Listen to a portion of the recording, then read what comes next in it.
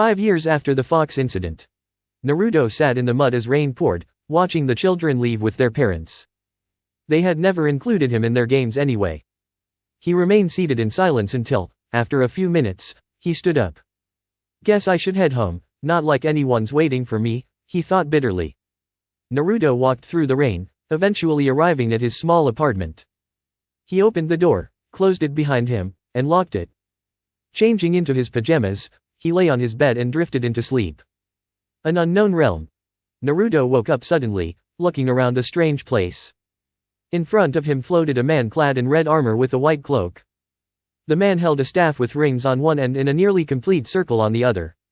His red hair, beard shaped in a triangle, and kind expression made him seem both wise and powerful. Most striking of all were the man's light purple eyes, with ripple-like patterns radiating across them.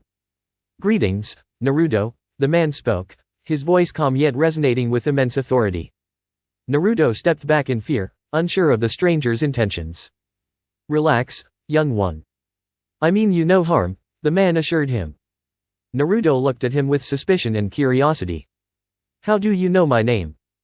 The man smiled warmly. That's simple. I can recognize a descendant of my blood. My name is Hagoromo, though you may know me as the Sage of Six Paths. Naruto's eyes widened. Even he had heard of the legendary figure said to have created the foundations of their world.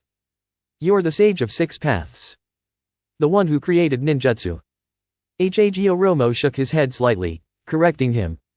Not ninjutsu. Ninshu. Ninshu. Naruto echoed, confused. Yes. Ninja was an art I developed to bring understanding and peace.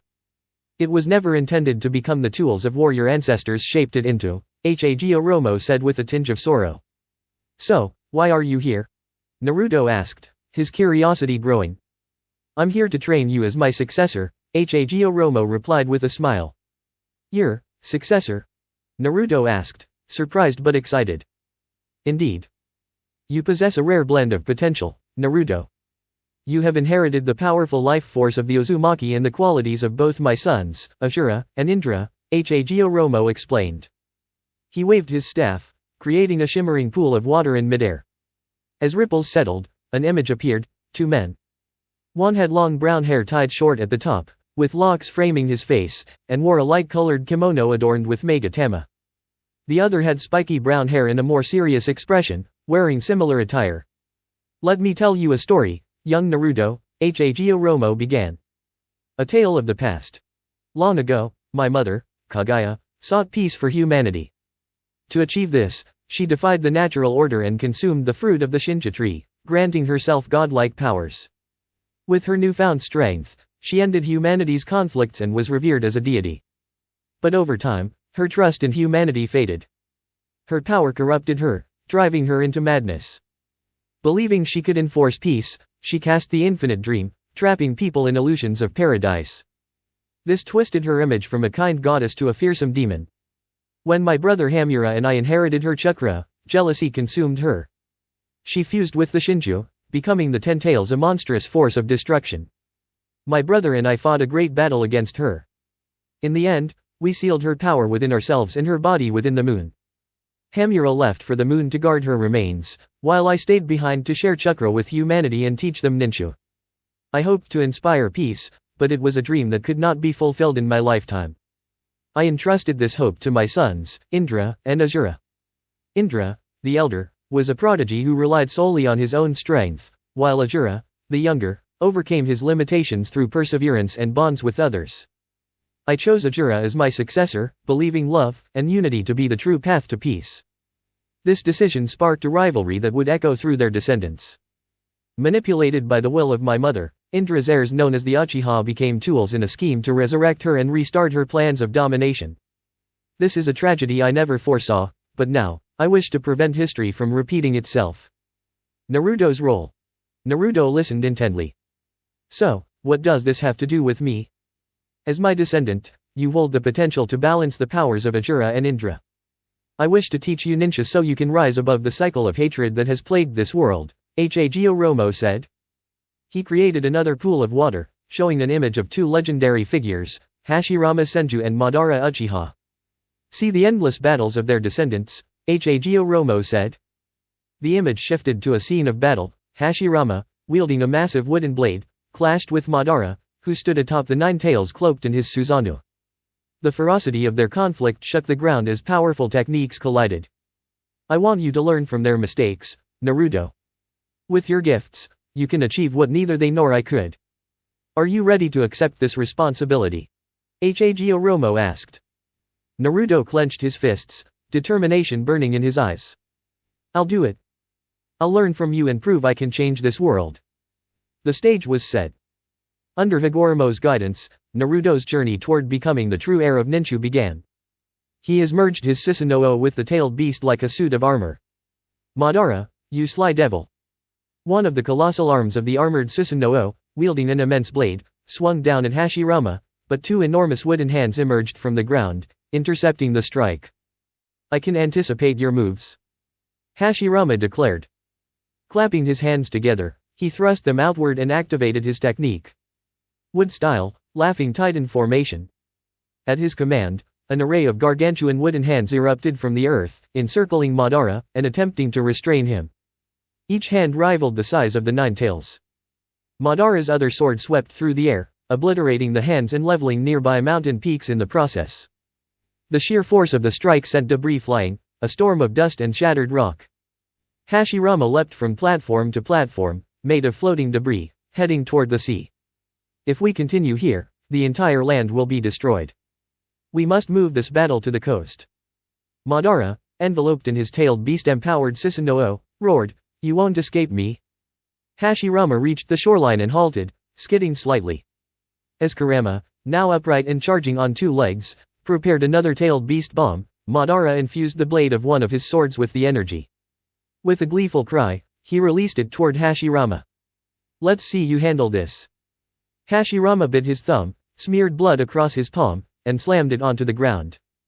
Summoning quintuple barrier walls. 5 colossal gates materialized, standing tall and proud, shielding Hashirama. This will alter its course. The energy-infused attack smashed through the gates but veered off course, soaring across the sea before obliterating a distant mountain range. The explosion left a cloud of smoke billowing into the sky. Madara grinned beneath his armor. Hashirama, it's been too long since we've clashed with our full might. Look at how far I've come. Hashirama clasped his hands together, standing firm. Are you willing to destroy everything we've built, Madara? All that we've worked for? Your actions spit on the memories of our comrades and loved ones. You know nothing of my pain. I don't want to kill you. Are you suggesting you could kill me? No. I'm saying we are still friends. Kurama let out an earth-shaking roar as Madara shouted, If that's your answer, then so be it.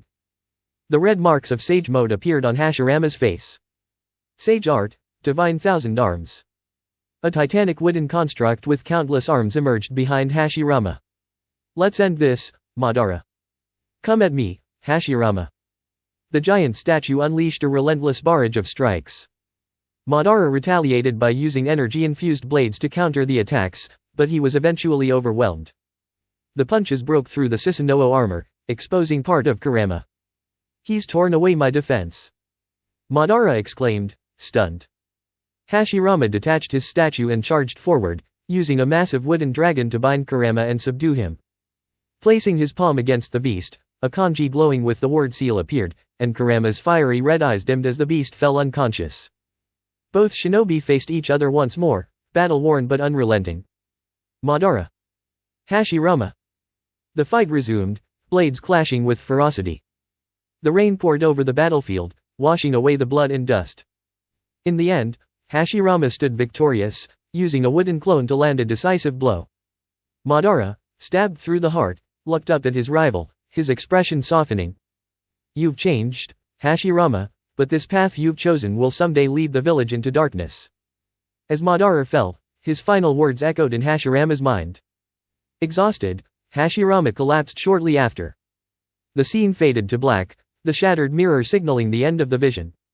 As you can see, the Sage of Six Paths began solemnly, when the wills of Indra and Asura clash, their destinies drive them to conflict with devastating consequences. Naruto crossed his arms, frowning. What does any of this have to do with me? You are the reincarnation of Ashura, the sage explained, and you also hold the chakra of my daughter. To help you, I will grant you a gift, the combined powers of the two warriors you just witnessed. Naruto's eyes lit up with excitement, though he tried to compose himself. The sage smiled slightly but continued, and when these three powers unite, they manifest the ultimate ability, the celestial eye, far surpassing the eternal eyes of old. Naruto couldn't contain himself any longer, practically bouncing in place with joy. Just as he was about to speak, a tall figure appeared, accompanied by a small girl. The man had long, white hair, with small protrusions on his forehead and pale eyes, exuding an aura of power. Hamura. Hagoromo. The two brothers stared at one another in surprise. After a brief argument over their shared space, the brothers agreed to train both Naruto and Hinata, who had been brought along by Hamura. You'll train here for the next 8 years, Hamura declared. This will be a trial unlike anything you've ever faced.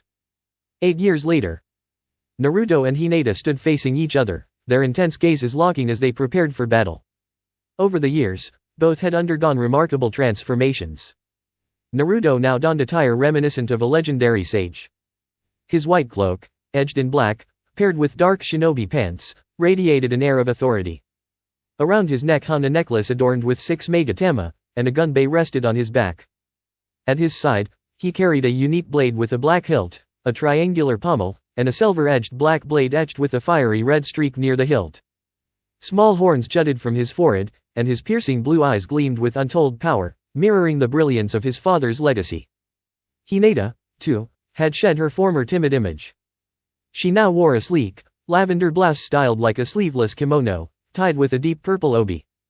Her dark navy shorts ended just above her thighs, with thigh-high stockings and black, high-heeled boots completing her outfit.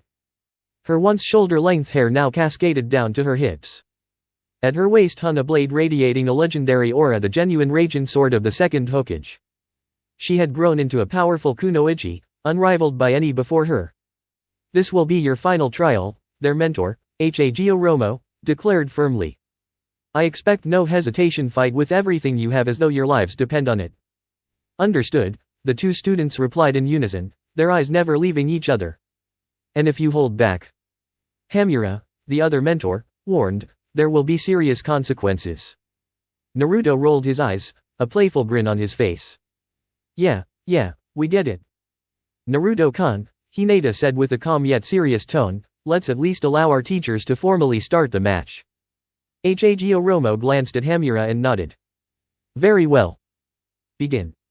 Without hesitation, both combatants unleashed their chakra. Naruto's aura glimmered with golden and silver energy, while Hinata's radiated a deep, imposing purple. Tensegan! Hinata cried. Rinnegan! Naruto roared in response. Naruto entered his 6 paths sage mode, his figure enshrouded in radiant energy as 9 black orbs hovered behind him. Hinata, equally determined, activated her own transformation, a green glow enveloping her as she summoned her own set of orbs. Wasting no time, they charged at each other. Each strike shattered the earth, and the unleashed chakra devastated the surrounding landscape. Mountains crumbled, forests were obliterated, and the heavens seemed to tremble under their might. Hagoromo and Hamura stood at a distance, watching the destruction unfold. Naruto let out a thunderous roar, sending a whirlwind ripping through the battlefield. Lightning crackled in the sky as he smiled. Forbidden art, annihilation. Hinata countered, surrounding herself in a protective shell of orbs as a shockwave of destruction erupted. When the dust cleared, the once vibrant landscape had been reduced to ruin. Hagoromo sighed. I knew I shouldn't have taught him about the Juabi's heaven-piercing cataclysm. He just had to replicate it with his own chakra. Naughty Naruto-kun, Hinata teased, stepping forward with a sly grin. You know that technique was forbidden for a reason. I couldn't resist, Naruto chuckled. Naruto-kun. Hinata's eyes narrowed as she clapped her hands together. You're asking for this. With a puff of smoke, Hinata transformed into a more provocative version of herself. Naruto instantly stumbled backward, his face red as a trickle of blood ran from his nose. You cheeky hime, he laughed nervously. Using my own trick against me, huh? Fair's fair, Hinata smirked. Enough games, Naruto declared, his expression turning serious as he entered sage mode. Wood style, drew several thousand hands. A colossal wooden statue arose behind Naruto, its countless hands poised for attack. The sheer size of the creation dwarfed mountains and dominated the battlefield. Let's see if you can handle this, Hinata. Naruto shouted, unleashing a torrent of wooden fists. Hinata, though momentarily overwhelmed, responded with quick reflexes, teleporting out of harm's way using a space-time technique. However, the strain left her bleeding from her right eye. You've even mastered spatial manipulation, Naruto said with admiration. Impressive. You're not the only one with a few tricks, Naruto-kun, Hinata replied, determination gleaming in her eyes. Naruto formed a spiraling orb of energy in his hand, infusing it with all 5 elemental chakra natures. Creator's spiral rays non. Hinata, undeterred, channeled her chakra into her palms. 8 trigrams, twin lions impact. The two attacks collided with an explosion that shook the heavens and earth. The resulting blast sent both combatants flying. As the dust settled, Naruto stood, bloodied but grinning. This pain, this blood. He muttered before breaking into laughter. This is what it means to be alive. Hinata sighed, pinching the bridge of her nose. Naruto-kun, when was this not your body? Sorry, Hinata, he said sheepishly, rubbing the back of his head. Hagoromo finally stepped forward, sweat dripping down his brow. Well, I think that concludes the training. Hamura nodded in agreement. Hinata, you've surpassed all expectations. There's nothing more I can teach you. Well, there is one thing I can teach you, Naruto. Hikari wove intricate signs with his hands and pressed his palm firmly to the ground. Summoning technique, Abyssal Golem. At his command, a massive, weathered humanoid construct emerged from the earth, its decayed appearance draped in a robe-like structure, with jagged spikes protruding from its back. Brother, you're not seriously considering this. He is worthy, brother. But my decision is final, and that's the end of it. Very well. Summoning technique, 9 spirits of creation. In a puff of smoke, 9 colossal beasts materialized, each with distinct forms and overwhelming auras. Father? Asked the smallest of them, its voice laced with confusion. Yes, Shiro. Hikari responded. Why have you gathered us here? Inquired Rina, her feline form glistening faintly in the dim light. You are here to meet my reincarnation, Naruto Uzumaki. He doesn't look that strong, grumbled Iso, his gaze scrutinizing Naruto. The boy twitched in irritation, though Hikari simply smiled. If you feel that way, why not test him? Iso, for once, listen to reason. Roared Kuro, his tone laden with warning. Don't. Who asked you, Kuro? Iso retorted and lashed out with one of his tails, aiming it at Naruto. Without flinching, Naruto caught the tail in one hand, his expression dull and unimpressed. You know, he's not wrong, Naruto muttered. With a swift motion, he swung Iso around, the great beast clawing at the ground in a futile attempt to anchor himself, and hurled him skyward. In a blur, Naruto leaped and struck Iso in the stomach, sending the beast crashing into the earth. Dazed, Iso retreated to his siblings, his earlier arrogance replaced by wary respect. Still doubting him, Iso? Hikari asked with a knowing smirk. Not anymore, Iso mumbled. My children, I need your assistance once more, Hikari continued. I require your essence to revive the Ancient One. Is he truly the one?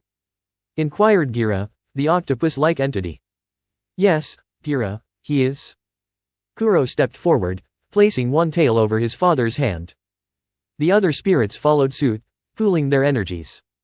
Creation art, spirit rebirth. In a radiant flash, replicas of the 9 beasts appeared, only to be shackled and absorbed into the Abyssal Golem. Moments later, the construct shifted, transforming into a colossal wolf with shimmering white fur and glowing blue accents around its left eye. What? Where am I? The wolf growled, its piercing gaze locking onto Hikari. Welcome back, Ancient One, Hikari greeted calmly. You. The wolf snarled, hackles raised. Do not think I've forgiven you for what you've done. I am not here to control you or force your hand, Hikari replied evenly. I know the original purpose for which you were placed on this earth to guard and protect. But that purpose was twisted long ago, and now, your strength is needed again. I am not a tool for anyone. The wolf barked.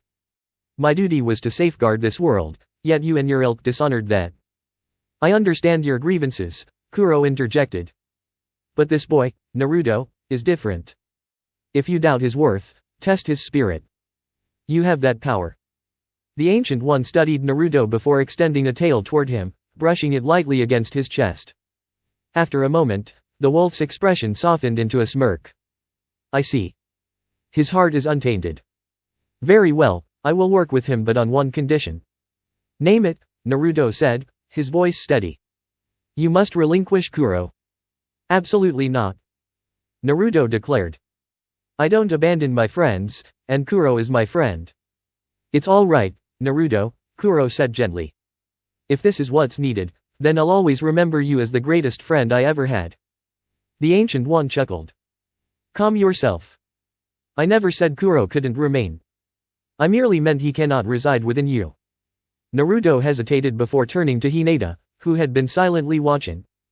Placing a hand on her shoulder, he transferred Kuro's essence into her. As the process completed, Naruto suddenly felt his body falter, his vision darkening. The Ancient One touched him, merging with him to restore his strength. Naruto found himself within his own mindscape, standing face to face with the wolf. If we are to work together, I wish to address you as an equal. What should I call you? Lupo, the wolf replied. It's a pleasure to meet you, Lupo, Naruto said, extending his fist. Lupo bumped it with his paw, their energies resonating and intertwining in a brilliant display. Naruto returned to reality, now standing stronger than ever. I see you've formed a bond with the Ancient One even greater than mine, Hikari remarked proudly. Before we leave, I'd like to know your names and the names of your hosts, Naruto requested, turning to the 9 spirits. I am Shiro, and my host is Gaon from Suna. He's, Anodwan, Shiro began. My name is Rina, and my host is Yuno from Kumo, a skilled warrior, added Rina. I am Iso. My host is Yagura, though he is being manipulated by a masked figure, Iso growled, prompting Kuro to snarl. A mask with flame patterns. Kuro asked darkly. Yes. Then he's the one responsible for the chaos 13 years ago, Kuro hissed. I am Sun, the Monkey King, announced the 4th. My host is Rashi of IWA, though I suggest avoiding him for now. The others introduced themselves one by one before Hikari and his brother Hamura bid Naruto and Hinata farewell. The 2 young shinobi returned to the mortal world, their journey far from over. Hidden Leaf Village, Kanava. Naruto and Hinata stood atop the grand stone faces of the Hokage monument. Naruto turned to Hinata, his lips curling into a confident smile. I'm heading to the Sand Village to assist Gaara with the issue involving Shukaku, he began. You, in the meantime, should inform Lord Third about the situation. Once you've handled the elders of the Hyuga clan, I'll join you. Understood, Naruto-kun, Hinata replied with a nod. Naruto's eternal Mangekyo Sharingan flared briefly before he vanished into his unique pocket dimension. Hinata made her way toward the Hokage's office. When she reached the door, she addressed the secretary with a polite but firm tone. I'm here to see Lord Third. Of course, Lady Hyuga. He's available, the secretary replied with an unusual cheerfulness. Hinata, however, bristled internally. How hypocritical. If it were Naruto-kun standing here, she'd claim he was too busy, she thought bitterly. Humans truly are arrogant, Kurama's deep voice rumbled within her mind, his disdain matching hers. Entering the office, Hinata met Sarutobi Hiruzen's curious gaze. Lady Hinata, what brings you here today? The old Hokage asked. Hokage-sama, I'd like to discuss something urgent regarding Naruto-kun in an event that occurred 13 years ago, on the 10th of October. Sarutobi's eyes narrowed slightly, his expression turning serious. Umbu, leave us, he commanded abruptly. A chorus of voices answered, yes, Hokage-sama. Shadows darted from the room in an instant. Hiruzen wove a series of hand signs, and intricate seals spread across the walls, ensuring their privacy. Now we can speak freely, he assured her. Not entirely, Hinata replied coolly. With a swift motion, a bone projectile struck a hidden shinobi masquerading as a coat rack. The unfortunate spy began disintegrating immediately. Now, we can talk. Sand Village, Suna. Naruto materialized on a dune overlooking the sprawling desert village. He extended his senses, seeking the familiar energy of Shukaku. Pinpointing its location, Naruto activated his Kamui, teleporting directly to the source. He emerged near a small tower, immediately sensing Gaara's alertness. Sand coiled around Naruto's leg like a predator's snare. With Kamui, Naruto evaded the attack and addressed the red-haired Kazekage. Impressive. You sensed me, Naruto remarked. You aren't an ordinary assassin. Who are you? Gaara demanded. I am Naruto OTSUTSUKI, he answered, his tone steady. OTSUTSUKI? That's not a name anyone here would recognize, Gaara said cautiously. Naruto smirked slightly. It's a name from a time long before the hidden villages, one tied to the origin of the power residing within you. Gaara's eyes narrowed suspiciously. What do you mean? I'll explain, but first, you'll have to fight me and see for yourself. Naruto's form shifted as he entered his Jinchuriki ki transformation. His hair turned white, his body enveloped in an otherworldly chakra cloak. Black rods formed from his truth-seeking balls materialized in his hands. Gaara retaliated with waves of sand, but Naruto deflected them effortlessly. When Gaara began transforming into Shukaku, Naruto blurred behind him, striking with surgical precision.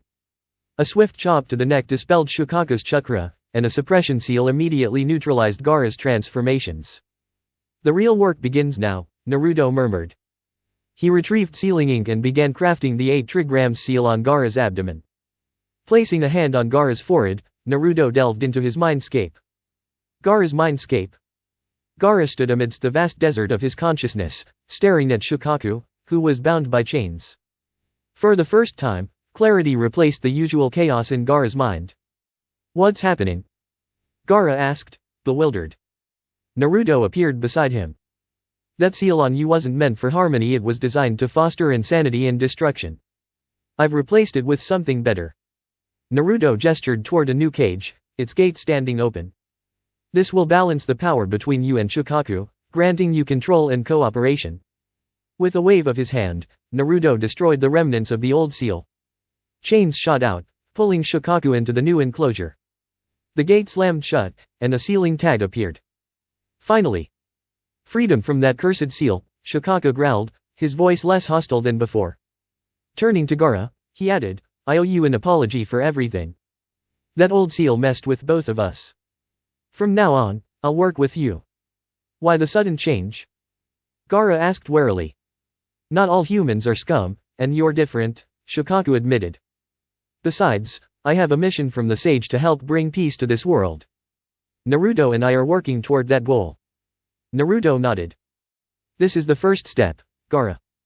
I'm counting on you to master your strength. The road won't be easy, but you can do it.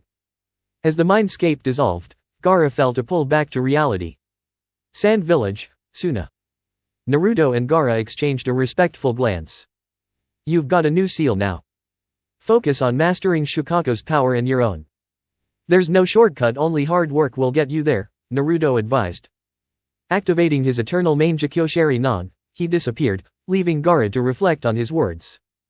Hyuga clan compound. Hinata sat before the clan elders and her father. Their gazes carried disdain, though her father's mask of indifference failed to hide his underlying fear, something Kurama had keenly pointed out. You are weak and unworthy of the Hyuga name, her grandfather, sneered. We can't cast you out because of your father's protection, but we will test you one final time. Should you fail, you'll be exiled. However, if you succeed, your greatest desire shall be granted. This is a deal? Hinata declared boldly, her voice unwavering. And I'll take you on myself, you pathetic old man. With confidence radiating in her stance, she crossed the room, positioning herself opposite her grandfather, her gaze steady. You're delusional if you think you can best me, sneered. But I'll indulge your foolishness. I insist. You take the first move, Grandpa, Hinata teased, her demeanor tauntingly calm. Whenever you're ready. With a furious shout, charged forward, slamming his palm into what appeared to be Hinata's chest, shattering her heart. He smirked, satisfied with his victory until her form vanished into smoke. Illusions can be deadly, Hinata's voice rang out, her figure reappearing behind him. But so can shadow clones. I've mastered the art of using them seamlessly. Now, I'll defeat you with a style inherited from my mother. Gentle step. She darted forward, chakra-infused strikes dancing at her fingertips. Gentle step, 128 water palms. Hinata launched a barrage of relentless blows, her movements fluid yet destructive. Each strike sent shockwaves through Ho's body. 2 palms. 4 palms. 8 palms. 16. 32. 64. 128. She concluded, sending him crashing to the ground. Ho struggled to move, his body racked with pain. What have you done to me? You won't be walking anytime soon, Hinata replied coldly, standing over his broken form. Every tendon is severed, and your bones are shattered. You've already lost. The only question is if I'll let you live. You wouldn't dare? Ho muttered, though fear seeped into his voice. I've surpassed every member of this clan, Hinata declared. My power stems from the OTSUTSUKI lineage, the clan that gave rise to ours. Hamura OTSUTSUKI has blessed me with this strength, and I will lead the Hyuga clan to a new era of greatness. Hinata raised her hand, her palm glowing with chakra. And you, grandfather, have no place in it. With a final strike to his chest, Ho's life ended. As the dust settled, a voice broke the silence, light-hearted and familiar. That was certainly dramatic. Turning around, Hinata saw Naruto emerging from a swirl of energy, his signature grin plastered on his face. And where exactly have you been? She asked, her tone sharp. Helping Gaara with some minor complications over in Suna, Naruto said with a shrug. Well, my business here is done. The Hyuga clan knows better than to cross me now, isn't that right? She turned to the gathered elders, who nodded nervously under her scrutinizing glare. You're just like your mother was, Hayashi commented with a chuckle. She had the same fierce aura at your age. Naruto smiled faintly. I've got some things to handle with the Hokage. See you tomorrow at the academy. He planted a quick kiss on Hinata's cheek before vanishing in a swirl of his unique teleportation technique. As Hinata began to leave, Hayashi cleared his throat. A moment, daughter. Yes, father. She asked, turning her Byakugan-activated gaze on him. Invite Naruto for dinner this evening. I wish to discuss certain matters with him. Fine, Hinata replied. Her expression darkened as she approached him. But remember this: if you harm him in any way, I will kill you. Her chilling words sent a shiver down Hayashi's spine, reminiscent of a similar threat her grandfather had once received. I'll keep that in mind, Hayashi stammered as she left. At the Hokage's office, Sarutobi pinched the bridge of his nose, exasperated. Explain to me again how you discovered your father's identity. Who do you think taught me the teleportation technique? Naruto smirked. Sarutobi sighed. You're just as much of a headache as he was. So, about those keys to my dad's compound? Naruto asked, feigning innocence. Fine. Take them and stop bothering me, Sarutobi relented, handing him the keys. Before disappearing, Naruto added, oh, by the way, use shadow clones for your paperwork. Makes things 3 times faster. Realization dawned on Sarutobi, followed by a loud, resounding shout. Damn it, why didn't I think of that sooner? Naruto chuckled as the Hokage's outburst echoed across the village. Later that evening, Naruto sat beside Hinata at the Hyuga dinner table, dressed in a pristine kimono. Hayashi watched them closely, though his face remained unreadable. After dinner, Hayashi rose and gestured to Naruto. A word in my office, if you will. Naruto followed, his expression calm. Once inside, Hayashi turned to face him. Naruto Uzumaki. OTSUTSUKI, Naruto corrected. I've adopted the name to honor my ancestor, the Sage of 6 Paths. Hayashi blinked in surprise but continued. Naruto OTSUTSUKI, what are your intentions toward my daughter? Naruto's response was firm. I love her. I was blind to what I had until I almost lost it. Now that I've found it again, I won't let it go. Hayashi's gaze hardened. Why should I grant you the right to court her when I've denied it to countless others, even nobles, and heirs of prestigious clans? Because I am not only the strongest shinobi alive but also the son of your late friend, Minato Namikaze, Naruto replied. Hayashi's eyes widened slightly. I see, Hayashi murmured. You speak truthfully. You have my blessing, but be warned, my daughter is not someone to cross. Naruto smiled. I wouldn't have it any other way. With that, Naruto left, returning to his new home to prepare for the graduation exams. Deal with for too long, Naruto thought, rolling his eyes. Her obsession with Sasuke is both disturbing and annoying. Kakashi clapped his hands together to regain their attention. Alright, you're dismissed for now. Remember, tomorrow at training ground 7, 6 AM sharp. Don't be late. Naruto nodded and disappeared in a flash, using Kamui to teleport himself back to his house. Sasuke and Sakura walked off in different directions, though Sakura tried to follow Sasuke for a bit before he gave her a glare that made her back off. The next morning, Naruto stood at training ground 7 at 5:45 AM, his arms crossed in a bored expression on his face. He had brought breakfast, knowing full well that Kakashi's advice about skipping it was just a ploy. Figures they'd be late, he muttered. At exactly 6 AM, Sakura stumbled onto the training ground, out of breath and groggy. Morning, Naruto, she greeted in a tone that lacked enthusiasm. Naruto simply gave her a side glance and didn't respond. Sasuke arrived shortly after, maintaining his usual stoic demeanor. The three stood in awkward silence for what felt like an eternity before Kakashi finally appeared at 8 AM, unapologetically late. Good morning, my cute little genin, Kakashi said with his usual lazy drawl. You're late. Sakura screamed, her voice echoing through the forest. Naruto rolled his eyes. You really should have expected this, Sakura. It's Kakashi-sensei we're talking about. Kakashi chuckled. Well, now that we're all here, let's get started. Today's exercise is simple, take these bells from me. He held up two small silver bells.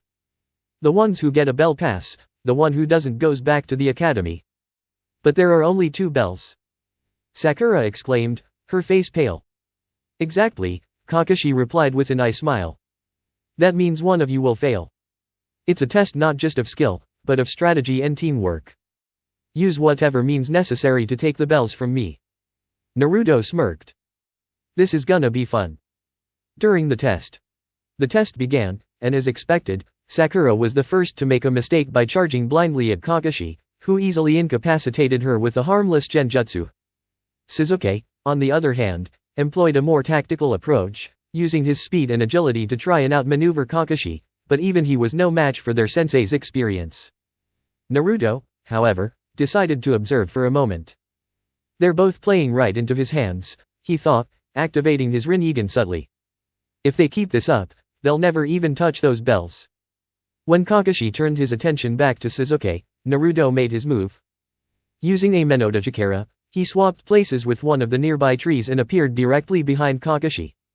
Without wasting time, he aimed a strike at the bells. Kakashi narrowly avoided the attack, his eyes widening slightly in surprise. Impressive, Naruto, he said. But you'll need more than speed to outsmart me. Naruto smirked. Who said I was just fast?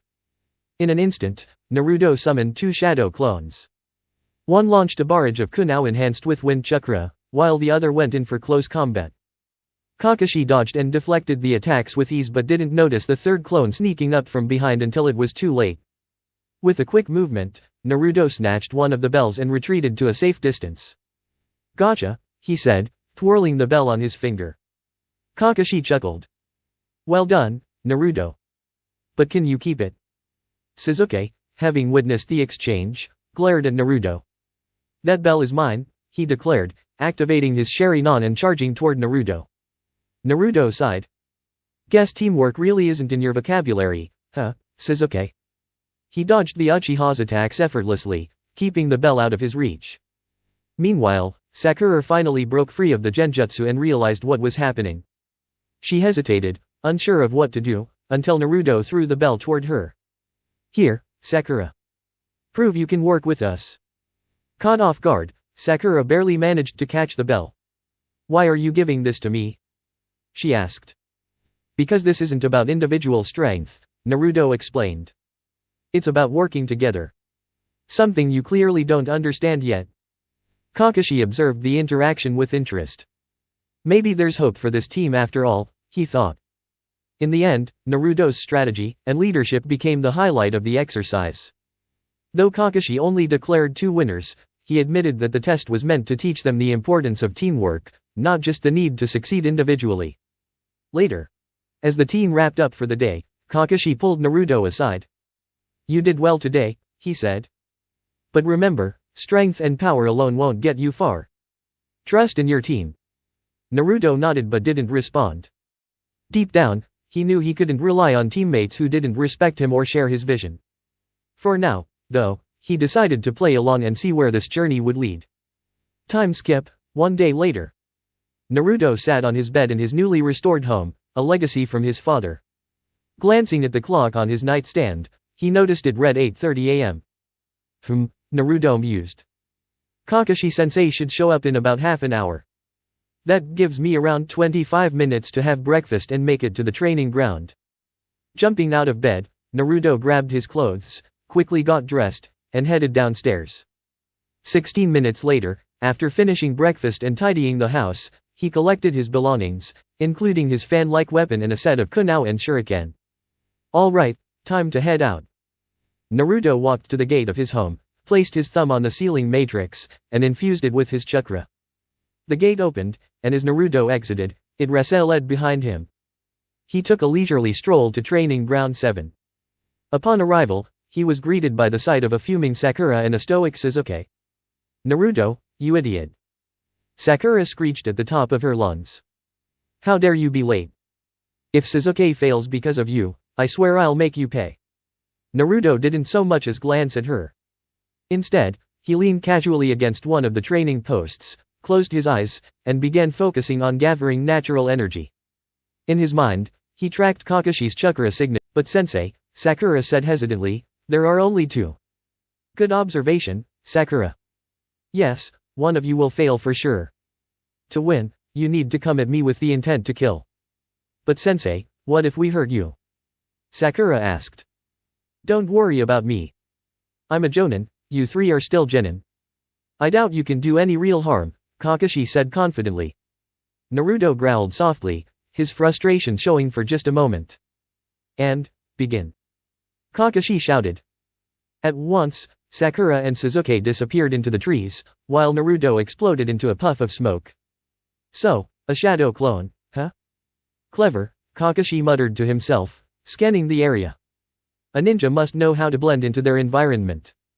Sakura is hiding about 5 meters away, under a bush. Sasuke is 6 meters away, but where is Naruto?" Kakashi's eyes darted around, trying to locate him. "Right behind you," came Naruto's voice. Kakashi spun around and instinctively drove a kunai toward Naruto's head, but the blade passed harmlessly through him. Before Kakashi could process what had happened, Naruto grabbed his hand. "Surprise," Naruto said with a grin.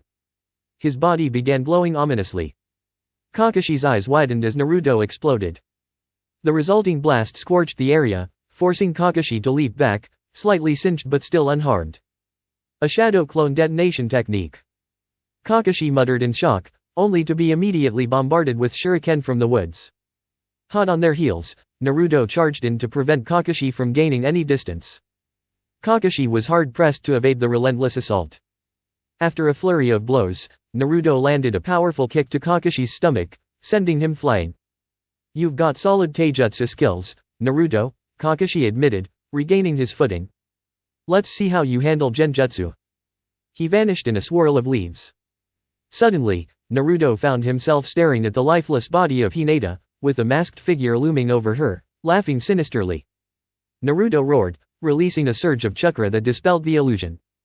"A double-layered genjutsu? Impressive," Naruto muttered, his expression grim. Tapping into his inner energy, Naruto entered a heightened state of power, his eyes taking on a divine glow. The overwhelming chakra shattered the second illusion. Kakashi, visibly sweating, tried to reassess his approach. "All right, let's see how you handle ninjutsu," Naruto challenged. He floated slightly off the ground, holding his hands outward. Sage Art, Shadow Thunder Barrage. Time skip, 1 month later. "I can't stand this cat." Sakura screeched loudly on a Friday morning as Team 7 wrapped up their 7th tier-ranked mission of the day. Naruto chuckled mischievously as the infamous Tora, the terror of Genin, clung to Sakura's face, leaving a series of claw marks on her prized Sasuke-approved look, a name Naruto had mentally coined for her efforts to impress their teammate. Well, maybe if you weren't so scary looking, the cat wouldn't be terrified, Naruto quipped, his grin widening. Take that back, you idiot. Sakura screamed at him, face flushed with anger. Naruto stuck out his tongue and blew a raspberry at her, enjoying her reaction. Sakura, stop yelling at Naruto, Kakashi said lazily, his single visible eye betraying mild amusement. And Naruto, stop provoking her. Got it, Naruto replied casually, shrugging his shoulders. Then he looked at his sensei. Are we going to actually train today, or are we stuck with more of these dumb errands you call missions, sensei? Patience, Naruto. We'll get some training done after this, Kakashi assured him with his usual eye smile. Naruto perked up slightly at the mention of training, his enthusiasm for it far surpassing his tolerance for mundane missions. After a short walk, the team arrived at the Hokage's office. They watched as Toro was all but smothered by her overzealous owner, the fire daimyo's wife. Sakura silently prayed for the cat's demise, Sasuke maintained his usual stoic demeanor, and Naruto pitied the poor feline. The Hokage reviewed the mission report, glancing over the options. You've completed the capture of Tora. For your next mission, you can choose between babysitting Lady Shima's child, pulling weeds in a garden, or harvesting potatoes at a farm, Sarutobi said. Kakashi stepped in. Actually, Hokage-sama, I was planning to dedicate the rest of the day to training my team. Very well. Report back tomorrow for more missions, the Hokage instructed. With a nod, Kakashi led his team to their usual training grounds. Alright, Team 7, here's what we'll focus on today, Kakashi began. Sakura, we'll work on improving your taijutsu since it's not your strongest skill. Yes, sensei, Sakura agreed, though her voice lacked enthusiasm. As for Sasuke and Naruto, Kakashi continued, whatever rivalry you two have needs to be addressed. We'll start with trust-building exercises. If that doesn't work, we'll move on to more drastic measures. Trust him. Sasuke scoffed, shooting Naruto a look of disdain. Not happening. For once, I agree with the emo. Trusting him would be a mistake, Naruto shot back. Kakashi sighed, pinching the bridge of his nose. Fine. We'll settle this with a spar. But I'll set some ground rules. Naruto, no special techniques like dojutsu, senjutsu, or kenjutsu. Sasuke, no Sharingan or high-level fire jutsu. Naruto sighed, handing over his storage scroll and sword to Kakashi. Seals were placed on both of them to restrict their dojutsu. Taking their positions on opposite ends of the training ground, the two prepared to fight. The air grew tense as the wind rustled through the leaves. Naruto was the first to move, charging at Sasuke and throwing a punch. Sasuke blocked it and retaliated with a swift roundhouse kick, which Naruto ducked under before launching a rapid series of kicks. Sasuke dodged and blocked most of them, but Naruto's final punch caught him in the jaw, sending him stumbling back. First blood goes to me, Naruto said with a smirk. Care to surrender now, Sasuke? Sasuke spat out blood, along with a tooth. Don't get cocky, loser. That was pure luck. He quickly formed hand seals. Fire style, fireball jutsu. Sasuke unleashed a blazing orb of fire toward Naruto. Water style, water dragon jutsu. Naruto countered, summoning a serpent of water that collided with Sasuke's fireball, creating a cloud of steam. Using the cover, Naruto threw several kunai. Sasuke dodged most of them but failed to notice one kunai marked with a sealing formula. In an instant, Naruto appeared behind Sasuke, blade in hand. Flying Thunder Strike. Naruto announced as his blade sliced cleanly through Sasuke's side, striking his kidney. Sasuke gasped, blood pouring from the wound as he collapsed to the ground. Sasuke! Sakura screamed, rushing to his side in a panic. Desperately trying to stop the bleeding, she looked up at Kakashi, her face pale. Sensei, do something. Kakashi knelt beside them, assessing the damage.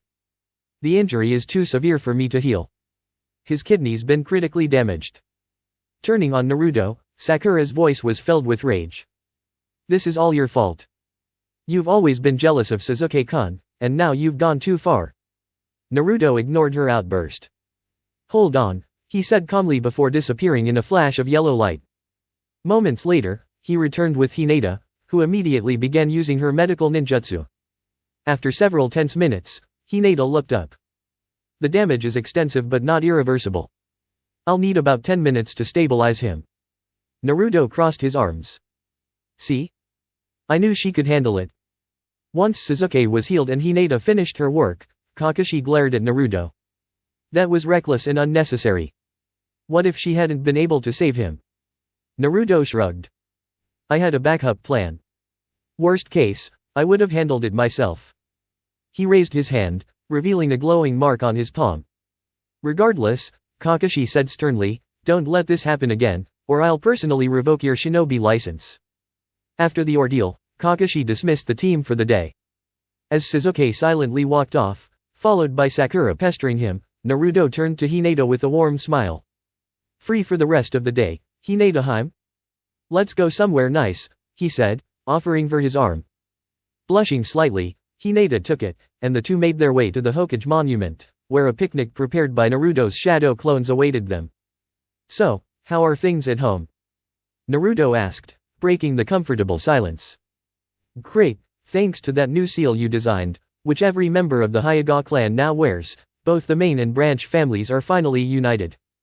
I even managed to break through Neji's destiny controls all mindset, so he's not a jerk anymore, which is a nice bonus, Hinata said. Took you long enough, Naruto teased. Well, sorry, mister, I've got the powers of a god, fear me, but Neji isn't the easiest person to convince, Hinata shot back with a mix of annoyance and amusement.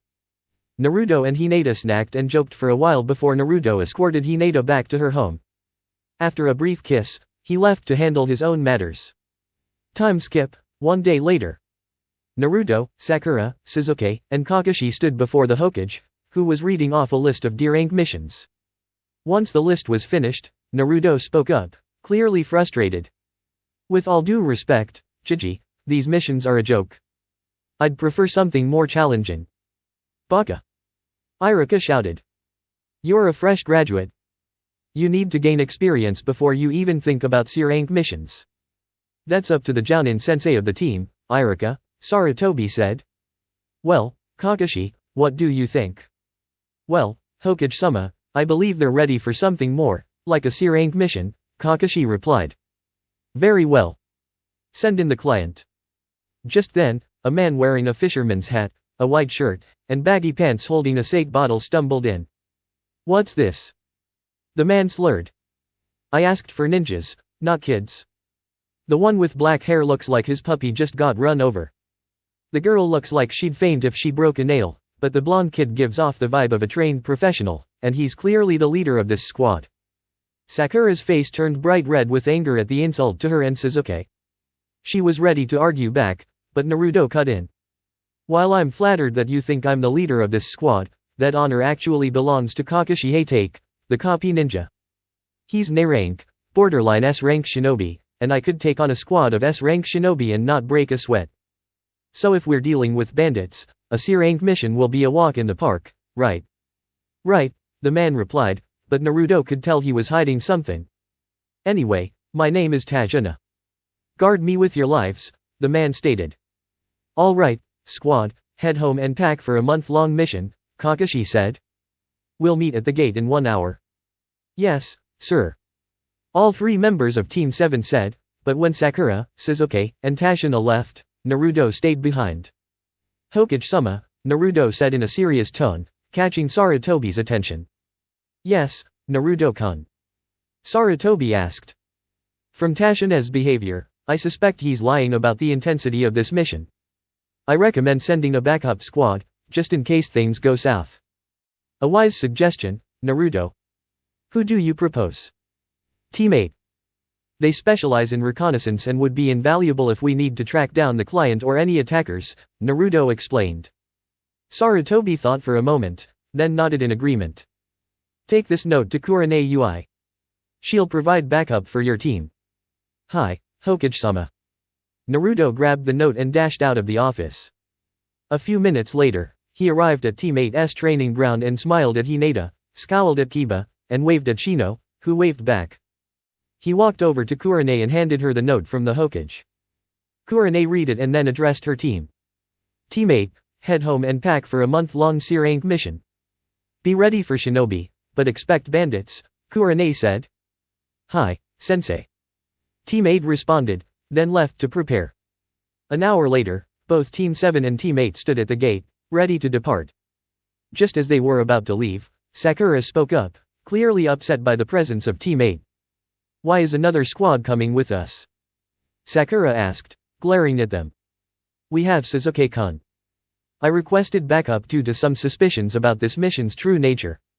If we need to track someone or even our client, Team 8 is the best at it, Naruto explained. Kakashi nodded approvingly at Naruto's reasoning.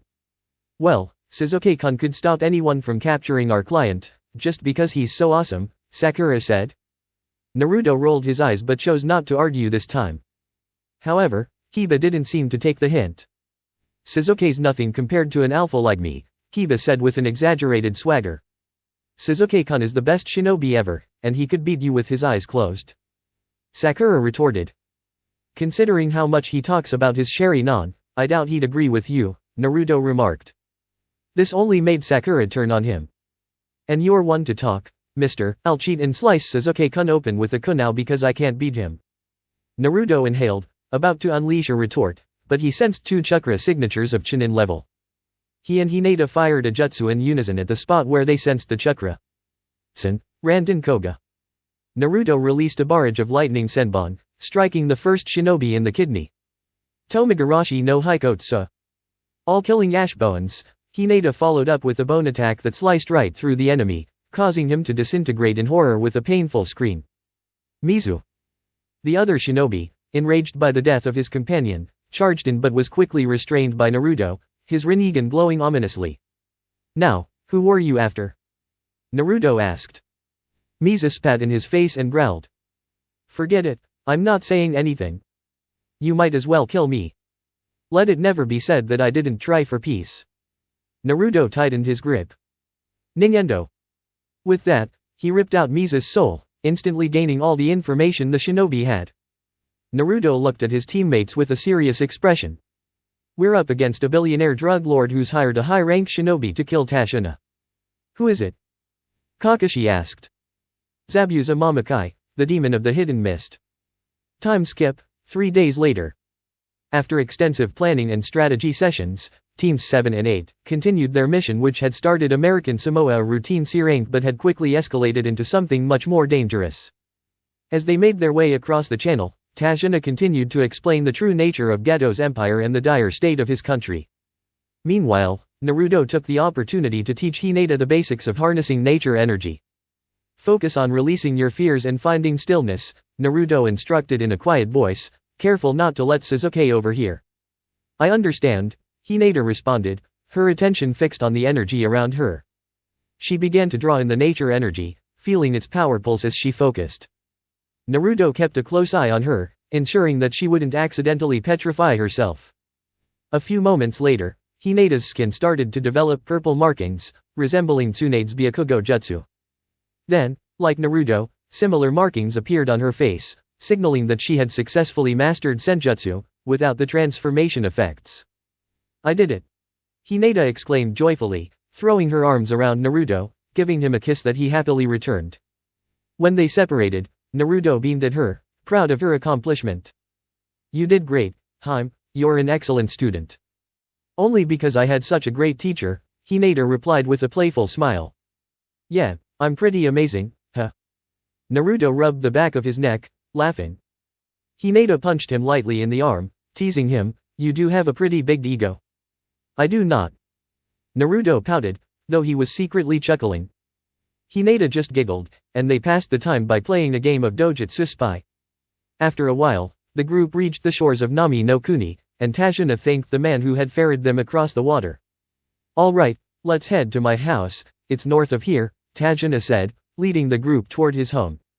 Sakura kept badgering Sasuke for a date, but he remained uninterested. Meanwhile, Naruto, Hinata, Kurane, and Kakashi stayed alert, sensing for any signs of Zabuza's chakra, knowing it was only a matter of time before he appeared. About an hour later, the group arrived near a small lake, and Naruto's senses picked up 2 chakra signatures not far ahead. The larger one was definitely Zabuza's, and the other was his apprentice, Haku. Naruto turned toward the source of the chakra, taking a deep breath as he gathered the necessary chakra. With a swift motion, he spun on his heel and fired a lightning-charged senbon with the cry of Senpo, Ranten Koga. The senbon shot through the air, aimed directly at where he thought Zabuza's head would be. He rushed forward, blade drawn, only to be met with a harmless white rabbit in a crippled tree. False alarm, just a rabbit, Naruto said, holding up the creature. Kurane, Kakashi, and Hinata exchanged knowing glances. The rabbit was merely a diversion, a kawarami. As they realized this, the sound of a sword slicing through the air reached their ears. Kakashi shouted urgently. Get down. Kurane and Hinata ducked, while Naruto tackled Tashina to the ground. Kiba rolled to the side, and Sasuke leapt away. Shino dropped to the ground, while Sakura froze in place. The sword narrowly missed her, embedding itself into a tree, and Zabuza appeared, standing atop the blade, staring down at the group. Naruto's eyes narrowed as he glanced at Zabuza and then at Tashina, making a snap decision. He placed his hand on Tashina's shoulder and locked eyes with him. Tashina-san, do you trust me? What? Tashina asked, confused. Do you trust me? Naruto repeated, his voice firm. Yeah, Tashina responded, still unsure. Naruto activated his eternal Mangekyo Sharingan. Kamui! He declared, and in a swirl of energy, Tashina was pulled into Naruto's right eye, disappearing. Kakashi smiled, confident that Tashina was safe. He had already been briefed on Naruto's abilities with his eyes. Oi! Zabuza called out, snapping Naruto's attention back to him. Where did you send the old man? Naruto turned, his expression bored. That's none of your business, Zabuza Mamakai. What matters now is that I know why you're here, and I'm not going to let you succeed. Naruto reached for his blade, drawing it with fluid grace, his right hand on the hilt as he assumed his reverse gate stance. Zabuza's eyes widened in recognition as memories of Kushina Uzumaki flashed in his mind. Calm down, Zabuza, he thought to himself. There's no way this kid is as skilled as Kushina. Unless. Could he be her son? No, that's impossible, she died 13 years ago.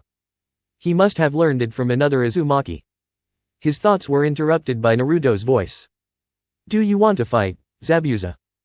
Naruto asked, his voice cold. Zabuza gripped his sword tightly. You want a Kenjutsu duel, huh? Fine, let's do it. Naruto tossed his gunbei to Hinata, who secured it on her back. He and Zabuza walked to the center of the lake, the wind rustling around them. As a leaf fell between them, both warriors charged forward. Naruto's sword clashed with Zabuza's, their blades singing through the air as they exchanged blow after blow, neither landing a decisive hit. The speed of their battle left most of the group in awe, though Hinata tracked every movement with precision. Kakashi watched, a mix of admiration and concern in his eyes. The sound of the blades meeting reminded him of the sparring sessions he had witnessed between Minato and Kushina, especially when Minato had mastered his Hiraishin. Now, he was watching Naruto Minato's son duel a seasoned swordsman who had decades of experience. Naruto rolled beneath Zabuza's next strike, slashing his opponent across the chest. Zabuza retaliated with a vicious blow, but Naruto parried with a perfectly timed block. Their swords trembled as they pushed against each other's strength. Blood began to seep from Zabuza's wounds, and Naruto pressed forward, scoring another hit across Zabuza's chest, leaving a cross-shaped scar. Zabuza, struggling, kicked Naruto's sword out of his hand. Naruto backflipped to avoid a series of vicious strikes. He thrust his hand toward the bottom of the lake, where his sword had fallen, and with a burst of chakra, it flew back into his grasp. Zabuza's eyes widened. How did you do that? Magnetic seals on my wrist and the hilt of my sword, Naruto explained casually. Impressive, Zabuza muttered, slightly unnerved. You've prepared for everything, haven't you? No, I've witnessed far too many Kenjutsu duels and too swiftly due to disarmament. Naruto grinned, then swung his blade at Zabuza, who blocked and countered. Naruto skillfully dodged and thrust his sword into the gap in Zabuza's weapon, spinning his arm around to disarm the man, holding his blade to Zabuza's throat. Yield. Zabuza raised his hands and sank to his knees, closing his eyes as he inhaled deeply. I yield, but I only ask you end it swiftly. Naruto raised his blade and swung, but a hand grabbed his wrist. He found himself face to face with Haku, his eyes filled with resolve. I won't allow you to harm Zabuza-sama. Haku stated firmly. Haku, release him. But Zabuza-sama. Haku, I've lived my life with honor as a swordsman. I challenged him in a duel and lost. When two masters of the blade face off, the loser often loses their life. Let go of his arm. But your dream will be realized without me. Understood, Zabuza-sama. As your servant, I'll do as you ask. You're not my servant, Haku. You are the son I never had, I never allowed you to call me father to shield you from the pain. Zabuza-sama. Haku's eyes filled with tears. Just once, call me father, before I pass. Thank you for everything, father. Haku finally released Naruto's wrist, allowing him the chance to deliver the finishing blow. Naruto stood motionless for a few moments. What's holding you back, loser? Sasuke yelled. End it. Naruto sheathed his blade and extended his hand to Zabuza.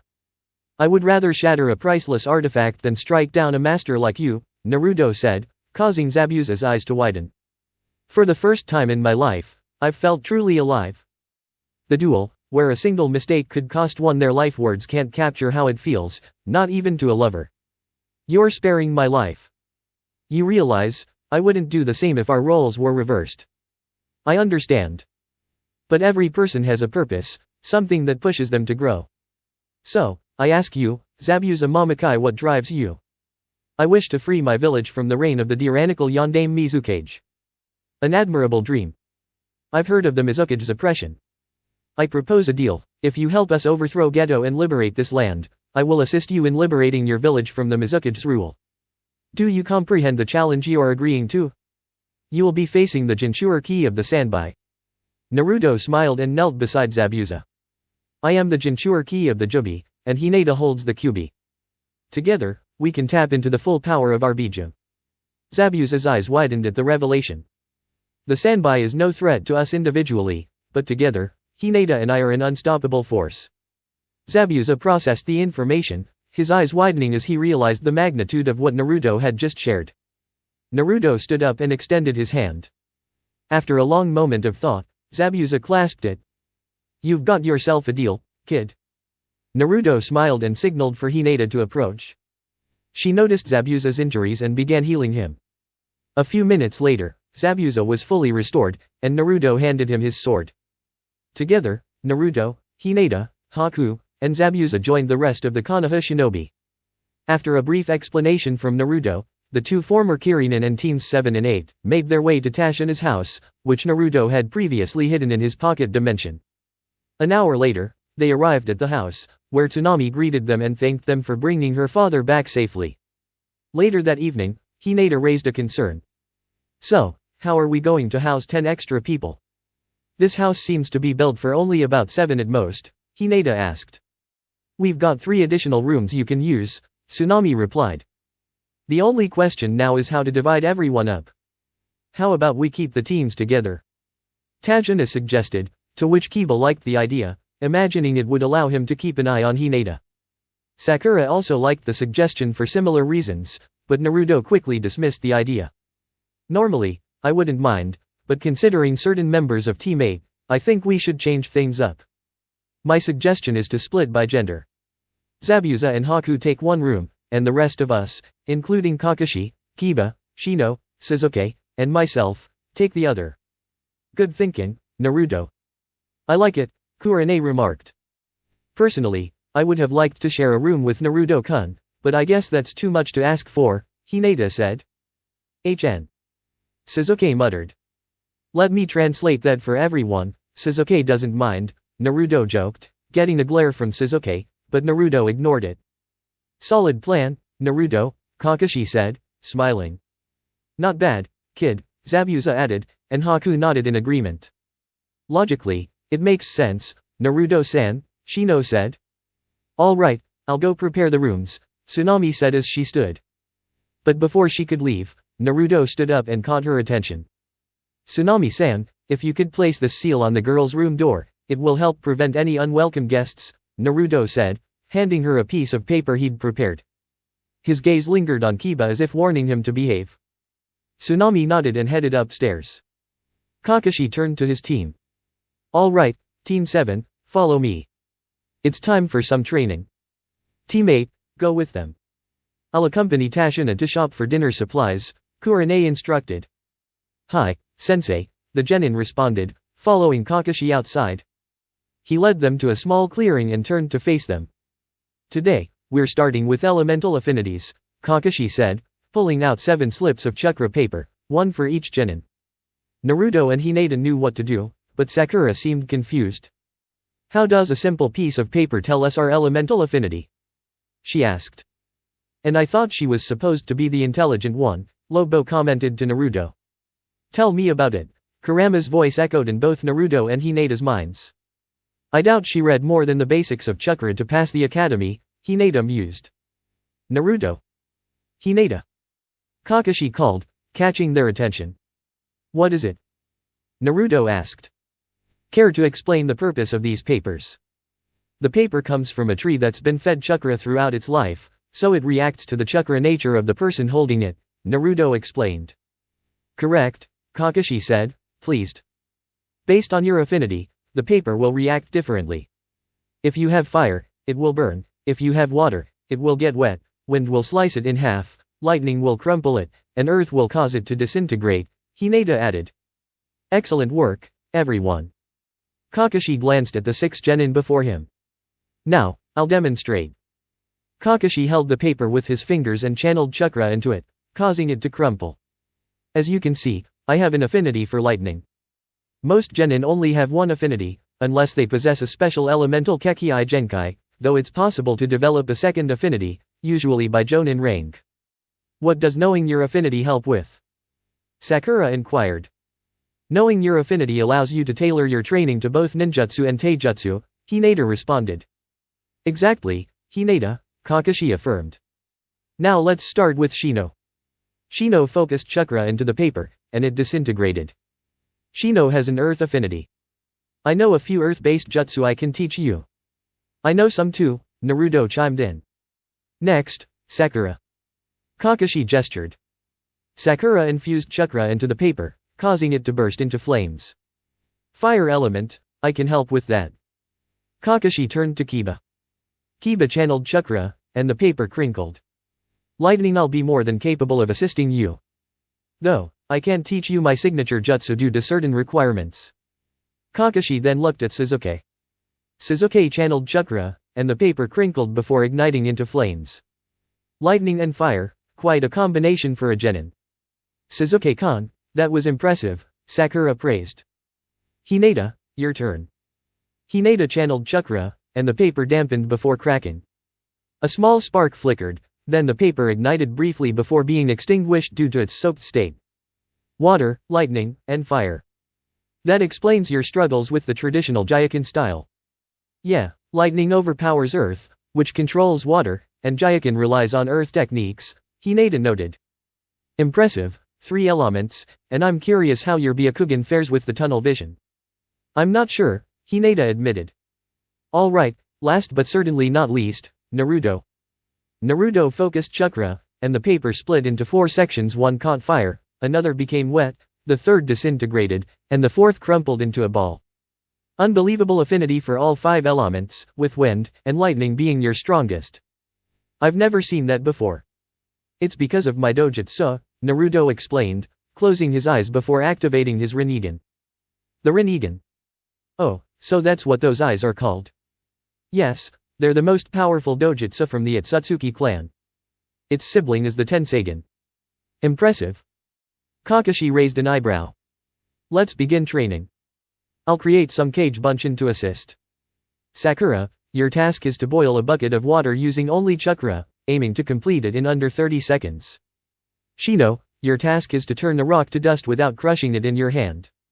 Sasuke, you can either boil water or activate a light bulb with only lightning chakra. Naruto. I've already mastered all the elemental techniques, Naruto replied. Kakashi pulled out a bucket of water, a light bulb, a rock, and handed Naruto 2 leaves. Naruto approached the water, placed his hand on it, and channeled fire chakra, bringing it to a boil in just 5 seconds. He then turned the rock to dust with his earth chakra, grabbed the first leaf and drew out the water from it, ran it up his arm, then used lightning chakra to light the bulb, and finally split the second leaf in half with wind chakra. Impressive, you've mastered the basics. How about we take it up a notch? Naruto held out his hand and formed a raised non, adding wind chakra until it became his father's signature jutsu in its perfected form. Fudan, raised non. Kakashi's visible eye widened. You perfected the raised non. Yes, and I've even taken it further. Show me, please. Kakashi requested eagerly. All right. Naruto formed the raised non in his hand, then expanded it into its ultimate form. Fudan, Raisin Shuriken. He threw the spinning jutsu, and it ripped through several trees before exploding in a gust of wind that shattered the terrain. The number of attacks was almost endless, Kakashi murmured in awe. I can't even track them all with my Sharingan. His voice held a mix of amazement and pride. I'm witnessing the completed legacy of my sensei. Yeah, but I've got more. Naruto grinned, pulling another raised non together. As he channeled lightning chakra, it began to glow a bright blue, crackling with thunder as it transformed into a spear. Raiden, Raisin Kaminari Yuri. Lightning style, spiraling thunder spear, he threw the attack, and it pierced a tree, sending a shockwave that obliterated everything in its path. When the blast subsided, the clearing had been completely destroyed, leaving a crater 100 feet deep and 50 feet wide. Such power. Kakashi whispered, that jutsu is easily S-rank, maybe even higher. Thanks, sensei, Naruto grinned. If you want, I could teach you a few lightning jutsu. You'd teach me that? Kakashi asked in disbelief. Of course. Naruto nodded. Kakashi's eyes widened in surprise. You've got a deal? Kakashi couldn't help but chuckle at the expression on Sasuke's face as he glared at Naruto. 2 S-rank jutsu in quick succession, and you're barely breaking a sweat, Kakashi mused. Sensei would be so proud of you. Loser, teach me that jutsu. Sasuke demanded, his arrogance clear. No. Naruto replied flatly. Sasuke's face reddened with anger.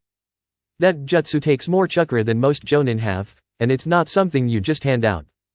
Naruto then turned to walk away with Hinata. Sasuke scowled, but Naruto had already moved on to practice with Hinata, perfecting a combo attack. Hours later, the group gathered around the dinner table, joking and laughing. Naruto and Hinata shared the majority of the conversation, while Kiba shook his head, accepting the undeniable truth Naruto loved Hinata, and Hinata loved Naruto. Nothing could change that. Shino remained stoic but let out a quiet chuckle now and then, and Sakura kept pestering Sasuke, who ignored her advances. Eventually, Tajana's grandson, Inari, spoke up, his voice full of anger. How can you all sit there laughing when you're all going to be wiped out by Geto? Kid, we're shinobi. Naruto and Hinata here are 2 of the strongest shinobi to ever walk this earth, Kiba said. Yeah, right. Geto will just kill you all. You have no idea what it's like to suffer. The room's temperature dropped as Naruto stood up, his face a mask of cold fury. Kid, you better be careful with who you're talking to, Naruto said, his voice low and dangerous. I can tell you right now that 4 of us here have endured more than you could even begin to imagine. Sasuke here lost his entire family in one night, slaughtered by his own brother. Kakashi-sensei had to watch his teammate, Obito, die on his first Jonin mission, and not long after that, he killed another friend, Rin, when an enemy used her to take a lethal blow meant for him. Haku here had to kill his own father in self-defense because he was going to be killed just for having a Kekkai Genkai. And me, well, let's just say I was lucky to even eat regularly. So don't come to me complaining when life gets tough. There's always someone who's had it worse, and trust me, you don't want to know how bad mine was. Naruto turned and headed up the stairs, leaving a stunned silence in his wake. After a long pause, Sakura spoke up. Kakashi-sensei, was what Naruto Baka said true? Sakura asked. The part about me? Mostly, Kakashi said quietly, a tear slipping down his visible eye. Except about Rin, it wasn't a Kawarami that caused her death. She jumped in front of me to take the hit. She chose to die by my hand to protect the village. The part about my past is true, Haku said, his voice soft but firm. I had to end my own father's life. The Uchiha massacre, most Konoha shinobi know about it, and even many outside the village. I was shocked when I heard about it, Zabuza added, his gaze distant. But I didn't let it stop me. I was focused on training Haku. Surely he was exaggerating the last part, right? Sakura asked, but Hinata's cold scoff cut her off. That was a sugar-coated version, Hinata replied sharply. Naruto-kun was all but abandoned by the village. He was scorned, unwanted. And he accepted it. He took the negativity because at least it meant someone saw him. Yeah, well, he deserved it, didn't he? Deserved it. Hinata's voice erupted with fury. What child deserves to be treated like garbage, to have their very existence mocked and scorned? To have people wishing for their death just hours after losing their parents? How can you even say that? The Yondaime gave his life to protect people like you, and you treat his sacrifice like it meant nothing. How do you know what the Yondaime wanted? How do you know he would want some random orphan treated as a hero? Sakura scoffed, but Hinata's eyes turned crimson, her pupils slitted in a terrifying display of power. Because I was there when he took his last breath and made that wish. Hinata's voice had dropped to a deep, resonant tone, unmistakably male. I was there when your mother wished for his death, and I was the one who kept Naruto alive when no one else cared. I saved him when he tried to end his life more times than I can count, and you want to judge him? You should be kneeling before him, giving him whatever he asks for. If it weren't for him, I would have been free to destroy your village with no one to stop me. But he, with his strength and will, refused to let me lose. I offered him power, a place at my side, but he turned it down. He fought against me against his very fate because he believed in this place, even when no one else did. Who are you? Sakura stammered, trembling in fear. I am someone you should fear, came the chilling response. I hate you with a fury unmatched, second only to the wretched Madara Uchiha and his cursed clan. Itachi Uchiha did the world a favor by eradicating them all, but if I had been in his shoes, I would have finished the job and saved myself the trouble. The Uchiha clan was doomed from the start, and it's a miracle they lasted as long as they did. Sasuke's eyes burned with rage, and he jumped to his feet. How dare you speak about my clan like that? My family was slaughtered, and now you. Don't you dare activate those eyes in my presence again. Kurama roared, using Hinata's body to grip Sasuke by the throat. If you do, I will rip them out and tear you apart with my own hands. Do you understand, you worthless shinobi? Kurama's killer intent flooded the room, sending Sasuke into a state of cardiac arrest. The boy collapsed, foam at his mouth, while Hinata calmly walked away. Kakashi rushed to Sasuke, performing CPR, and after a tense few minutes, Sasuke started to breathe again. Kakashi looked up, his gaze meeting Hinata's, still dark with Kurama's rage. That was over the line, Kakashi said. Considering what's running through Hinata's mind right now, you're lucky I took control when I did. Otherwise, you'd be looking for 2 new members for Team 7, Kurama responded, and Kakashi's eye widened. But Kurama wasn't finished. Hinata and Naruto share a bond deeper than you think. They're incredibly protective of each other. Anyone who threatens one in the other's presence isn't going to be around much. I know, Naruto replied, charging at me. And it clicked. So, you're trying to control my power, I growled. Rising to my rear legs, I gathered my tails above my head. You team up with that little girlfriend of yours to stop me? Pathetic. With that, I fired a Bijudama at Naruto. But he was ready and formed the snake seal. Mokudan, Mokugen no Jutsu. A massive wooden golem grabbed my blast and shoved it back in my face. I braced myself for the explosion, which shattered the ground. Shaking myself off, I saw Naruto appear from the dust, Raiznan in hand. I swung my tail at him to swat him away, but my tail passed through him. He expanded the Raiznan, slamming it into my face and knocking me back.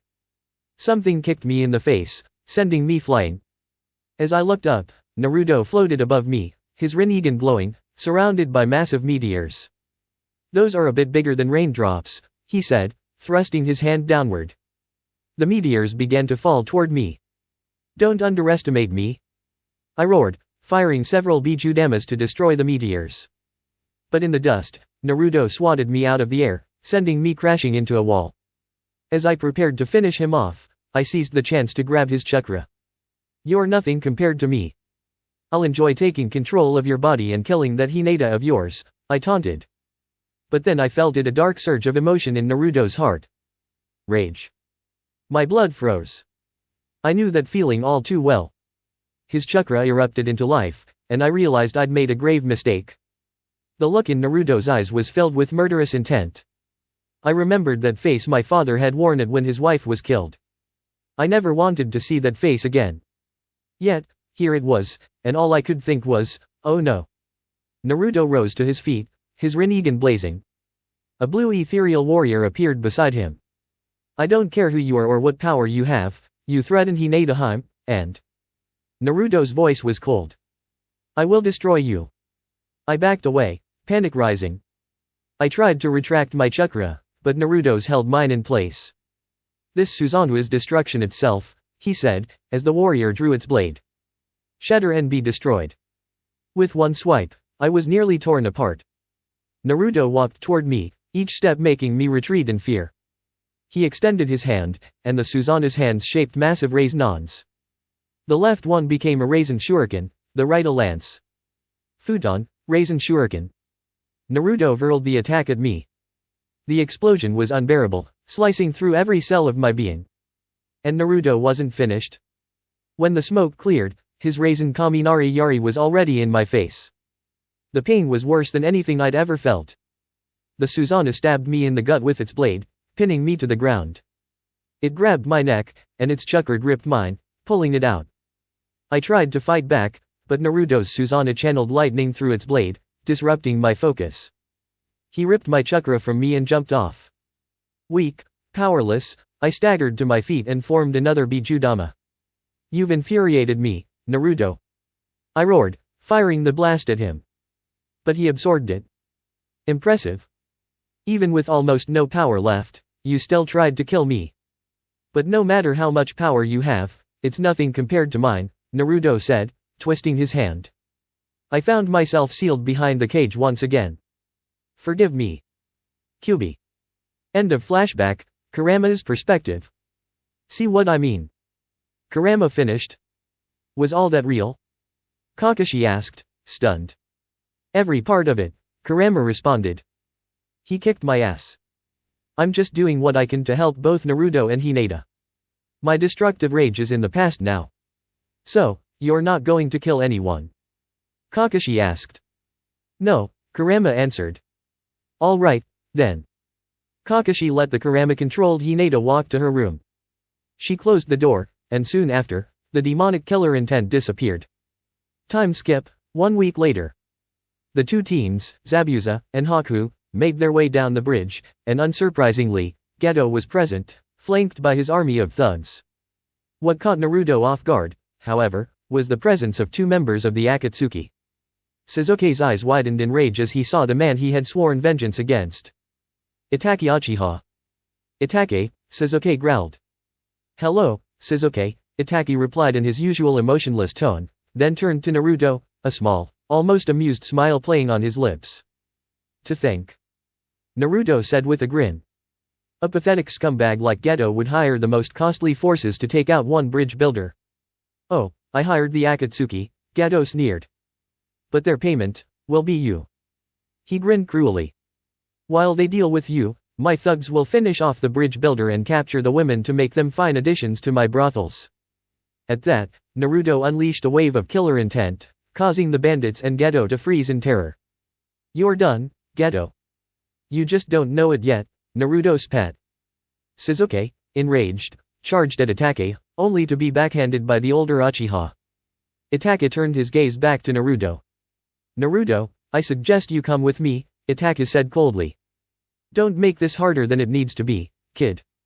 Just come quietly, Hisame sneered, but Naruto advanced without hesitation, eyes closed. When he reached Itake, he threw a punch so fast that even the Sharingan user couldn't react. Hisame, swinging same hata, was intercepted by a bone that Hinata had summoned into her hand, her expression bored. Looks like you want to take on Hisame, huh, Hinata? Naruto asked casually. Yep, it's time to test myself against one of the 7 ninja swordsmen. You handled your fight, now it's my turn, she replied, ready for the battle. Fair enough. Just don't go too far. Says the guy who created a quadruple S-ranked jutsu, Hinata teased. Aw, you're harsh. A burst of flames erupted as Sasuke attempted to strike Ataka with Kadon, Ryuka no Jutsu, a wave of fire rocketing toward them. Naruto shoved Hinata out of the way, letting the attack pass right through him. Sasuke had fired the jutsu in an attempt to hit Atake, but the older Uchiha dodged effortlessly, swiftly countering by releasing his thugs and Geto, who screamed in agony as both he and his minions were reduced to ash. Sasuke? What the hell? Naruto shouted, his anger rising. As the smoke cleared, Naruto was unharmed but furious. The only one who gets to kill Atake is me? Sasuke yelled, charging at his brother. Atake effortlessly backhanded Sasuke off the bridge. Now that the nuisance is out of the way, I can proceed with my mission, Atake stated, turning his attention back to Naruto, who grinned. Let's see who's truly the better wielder of Indra's gift, me or you, Naruto said as he activated his Sharingan, noticing the slight shock in Atake's eyes. Naruto rushed in wordlessly, throwing a punch that Atake blocked and countered with a quick strike, which Naruto dodged. In return, Naruto hit him with a palm strike that caught Atake off guard, followed by a kick to the knee that bent the Uchiha. Naruto jumped back and performed hand signs. Kadon, Gokakyu no Jutsu. He launched a massive fireball at Atake, but Atake dodged it and retaliated with a fireball of his own, only for Naruto to extinguish it with a water dragon. Meanwhile, Hinata was holding her own against Kisame, who had summoned Mizu Bunshin to try and gain an advantage. However, the Bunshin were swiftly vaporized by Hinata's bone techniques. Kisame attempted a few water jutsus, but Hinata easily turned them against him. The two fighters stood back to back, neither taking their eyes off their opponents. Something feels off, Hinata muttered. I know, Naruto replied. They've got too little chakra for this to be the real deal, and there aren't any other energy signatures nearby. So, they aren't clones, but what are they? I don't know, but I'm ending this. Naruto activated his Rinnegan and leaped onto a nearby tower. Rimbo, Henoku. Wheel Grave, Border Jail, his four shadows surged forward, striking both Atake and Kisame, rupturing their internal organs. Atake was sent flying into a girder, which impaled him, and Kisame was hurled into a bone that protruded from Hinata's palm. As both enemies began to disintegrate, they revealed themselves to be mere shinobi with a Mist Village headband. What just happened? Hinata asked, stunned. I've never seen this jutsu before, Naruto muttered, glancing at the pile of ashes where Geto and his thugs once stood. Well. Geto's gone. Shall we raid his vaults? Time skip, 3 days later. Naruto and the group stood before Inari, his family, and the citizens of Nami no Kuni at the end of the newly completed bridge. Thank you all so much for everything you've done, Tashina said, his voice filled with gratitude. Over the last few days, the shinobi had raided Geto's vault and distributed the wealth among the people, returning the citizens of Nami to their former lives before Geto's tyranny. We should be leaving now, Naruto said, turning to the others. What should we call the bridge? Tsunami asked. How about the super awesome Tashina bridge? Tashina grinned, only to receive a frying pan to the head. How about the Great Naruto Bridge? Inari suggested, causing the crowd to cheer.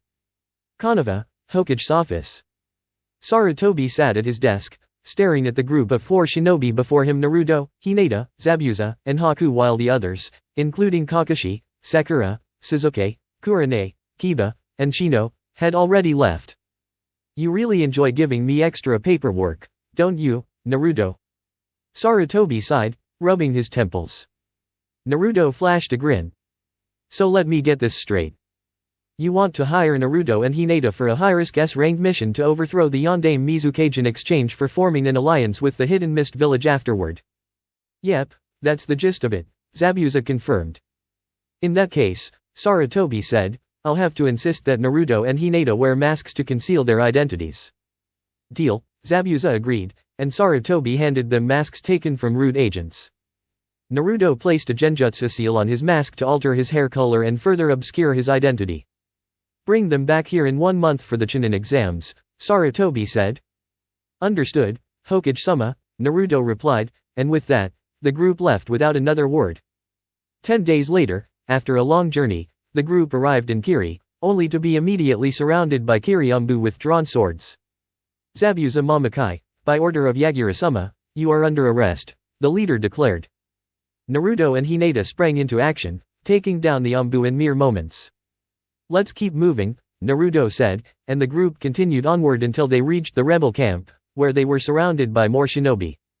A woman with auburn hair stepped forward, her shock clear. Zabuza. The woman gasped. Well, Mei, looking as lovely as ever, Zabuza remarked, grinning. What are you doing back here? Mei demanded, eyeing Naruto, Hinata, and Haku. And why did you bring children? Naruto growled at the obvious underestimation of his strength.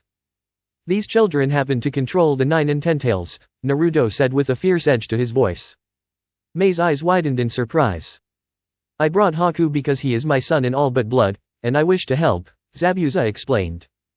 Before I agree to your help, I need to know what you're capable of, Mei said, her gaze sharp. Hinata stepped forward.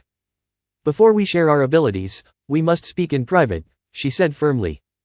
Very well. Follow me, Mei instructed, leading them into a command tent.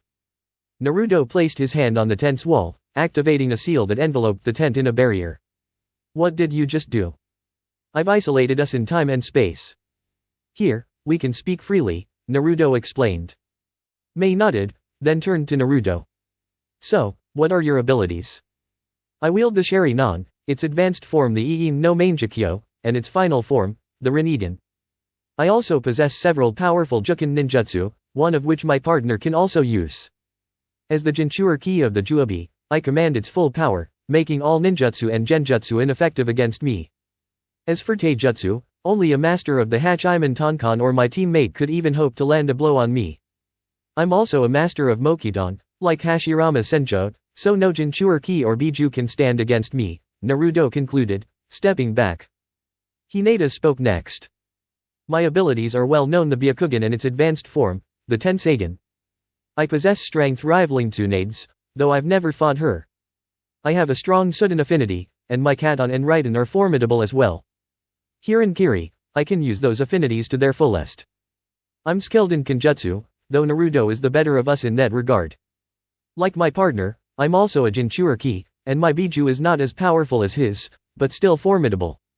I can control my Biju fully. And with my Mangekyo and the Kyuubi, we are unstoppable, Naruto added, his voice firm. I can encase the Kyuubi in armor that enhances its abilities and protects it from suppression techniques like Hashirama's Mokidan. Together, Hinata added with a smirk, we're completely untouchable. Let's go. Mei said with a resigned sigh, silently thanking Kami-sama for the assistance. With that, Naruto and the group started to walk out when they were stopped by a ninja covered in cuts and bruises. Mei-sama. The ninja bowed deeply. The Mizukage has surrounded us with 3 different armies. We can only handle one. I'm afraid this is the end for our cause. Not if I have a say in it. Naruto and Hinata said in unison, then dashed off toward where they sensed the enemy armies. As one, they landed right in front of each. With Naruto. Naruto stood before the enemy army, a cold smile creeping onto his face, though hidden from his foes. So the monsters only sent one to fight us? This is going to be easy. One of the Jonin said as Naruto stepped forward, his chakra spiking with every step. The ninja next to him recoiled in fear. What's wrong with you? The ninja asked, backing away. His chakra. What about it? It's on the level of a Baijiryu and still rising. What? Smart guy. Naruto muttered, forming a single hand seal. Kadon, Goku Mekyaku. Fire style, Great Fire Annihilation, Naruto unleashed a monstrous wave of flames, several enemy encountering with Sudden, Sujin Hiki. Water style, Water Wall, they tried to block the flames, but Naruto rushed in, weaving more seals. Kadon, Ryasi Aim. Fire style, Meteor Storm, Naruto manipulated the atmosphere's heat, summoning giant fireballs that rained from the sky, decimating multiple battalions. Naruto jumped from one group to the next, eliminating everyone in his path. One ninja threw a kunai with paper bombs attached, and Naruto caught it, ripped off one bomb, slapped it on another shinobi, and tossed it back. Moments later, several ninja were obliterated in the explosion. Without hesitation, Naruto continued his relentless assault, showing no mercy. Finally, a ninja swung a sword at him multiple times. Naruto dodged every strike before grabbing the man by the throat. Want to dance too? He snapped the man's neck, activated his Rinnegan, and jumped into the air, raising his hand. A huge black sphere broke apart into smaller ones. Naruto clapped his hands. Chibaku Tensei. Catastrophic planetary devastation, large chunks of earth and rock floated above the enemy forces. They're a bit bigger and heavier than raindrops. Naruto thrust his hand downward, causing the meteors to crash into the enemy ranks. Suddenly, several Bijudama shot toward the meteors, destroying many, but far more continued to fall, obliterating entire battalions of shinobi. Sangosu. A gigantic coral reef suddenly sprang up, and Naruto saw a man with messy gray hair, pink, pupil-less eyes, and a scar running down his face. He wore a gray, sleeveless shirt with a kirigaku or forehead protector and green poncho. His weapon was a staff-like pole with uneven hooks and a green flower on the larger end. "Who are you?" the man asked. "Mizukage-sama." Several shinobi shouted in relief. Naruto descended and recognized the man. "Gaara, the fourth Mizukage." "An honor," Naruto chuckled. "How do you know my name?" Gaara asked. "Think I wouldn't know my fellow Jinchuriki?" "You're a Jinchuriki?" Gaara exclaimed. "I am. But before we fight, I must ask you something. Why all this hypocrisy?" "Hypocrisy? You and I carry the same burden. We are hated for something we didn't choose. Same with Kekkai Genkai users. They have special abilities, yet you kill them because of it. So again, I ask why all this hypocrisy? It doesn't matter. You're a threat to my village, and I will eliminate you," Gaara said as he charged at Naruto. Naruto swiftly drew his gunbei and blocked the strike, drawing his blade and countering with a swipe aimed at Gaara's head. Gaara ducked and kicked Naruto, but the attack passed right through him. Gaara broke out of the genjutsu and backed off. Naruto sheathed his sword and formed a one-handed seal. Kadon, Ryuin Hoken no Jutsu. Naruto breathed out several dragon-shaped fireballs toward Gaara, who formed an aqua mirror, creating a clone of himself to attack with the same jutsu. Both blasts raised Gaara's brow as he prepared to counter. Sudden, Mizu Dangan Danmaku. Water style, water bullet barrage, Gaara shot a stream of water bullets at Naruto, who raised his gunbei to block. As the bullets struck, Naruto muttered, "Uchiha ga Ishi." Uchiha reflection, the water bullets were deflected and returned to Gaara, hitting him directly. Gaara unleashed the power of Isabue, transforming into the three tails. "Behold the power of the Sanbai." Gaara roared, believing Naruto would cower. But Naruto stood unfazed, raising a hand and forming a Raisin Shuriken, adding fire and earth chakra to it. Senpo, Yatun Raisin Shuriken. Naruto hurled the blazing shuriken, which sliced through Gaara's attack and exploded in his face, making him roar in pain. Not done yet. Naruto quickly formed more seals. Senpo, Maya Jinmen. Sage Art, Gate of the Great God, massive red torii gates slammed down onto Isabue's tails. Futo. Head seal, another gate crashed onto Isabue's neck, immobilizing the creature. Wata. Gaara struggled, but Naruto pressed his advantage, performing the snake hand seal. Mokiton, Makurio no Jutsu. A wooden dragon erupted from the ground, wrapping around Isabue. Gaara fought against his restraints but couldn't break free. "How?" he gasped. "You think I wasn't ready for this? You're too naive." Naruto extended his hand, and a purple chakra chain with a head and mouth wrapped around Isabue's neck. "What are you doing?" "Pulling the Sanbai into myself. This will lead to your death." "Who are you?" Gaara asked, his voice fading. "I am someone long forgotten in history. Madara Uchiha." With a yank, Naruto ripped Isabue out of Gaara and sealed it within himself. When the smoke cleared, Gaara was dead, his body left in the crater left by Isabue. Naruto looked at the remaining Kiri forces. "You are powerless. Your leader is dead, and I have no interest in your war. Surrender now, and you might survive the inevitable storm I will unleash once I acquire what I need." With a swirl of fire, Naruto vanished, leaving behind a shattered army. Rebellion Camp. Back at the camp, Naruto reappeared to find the bloodline users celebrating, embracing one another. Confused, he walked over to Hinata, who was glaring with murderous intent at anyone who tried to approach her. "Care to explain?" Naruto asked, wrapping his arm around her. The Mizukage's forces surrendered after seeing their leader fall and witnessing your power, Hinata explained. She hugged Naruto, a smile on her face though hidden from his view. For every 2 lives I saved, I ended one today, Naruto said with a heavy heart. I know, but some things can't be avoided. Hinata held him tighter, offering comfort as Naruto allowed himself to relax in her arms. Time skipped 3 days later. Naruto and Hinata had stayed a little longer to assist Kiri with its repairs. During this time, Naruto met with Mei and the Shinobi Council of Kirigakure, informing them of his decision to make Haku the new host for the Sanbai. Although he didn't reveal the name of the beast, Haku accepted the responsibility and began training to harness its power. As Naruto and Hinata prepared to leave, Naruto sensed a new presence at the edge of his awareness, something that wasn't Lobo's or his own. Curious, Naruto pushed his focus toward it and began hearing voices he recognized from his past but not familiar enough to trust. Sama, it seems the Kyuubi Jinchuriki has slain the Yondaime Mizukage and has placed the Sanbai into a new vessel, a voice spoke. Do you know the identity of the new host, Zetsu? Another voice asked. No, Pain-sama. If he disclosed any information, he kept it under wraps, Zetsu answered.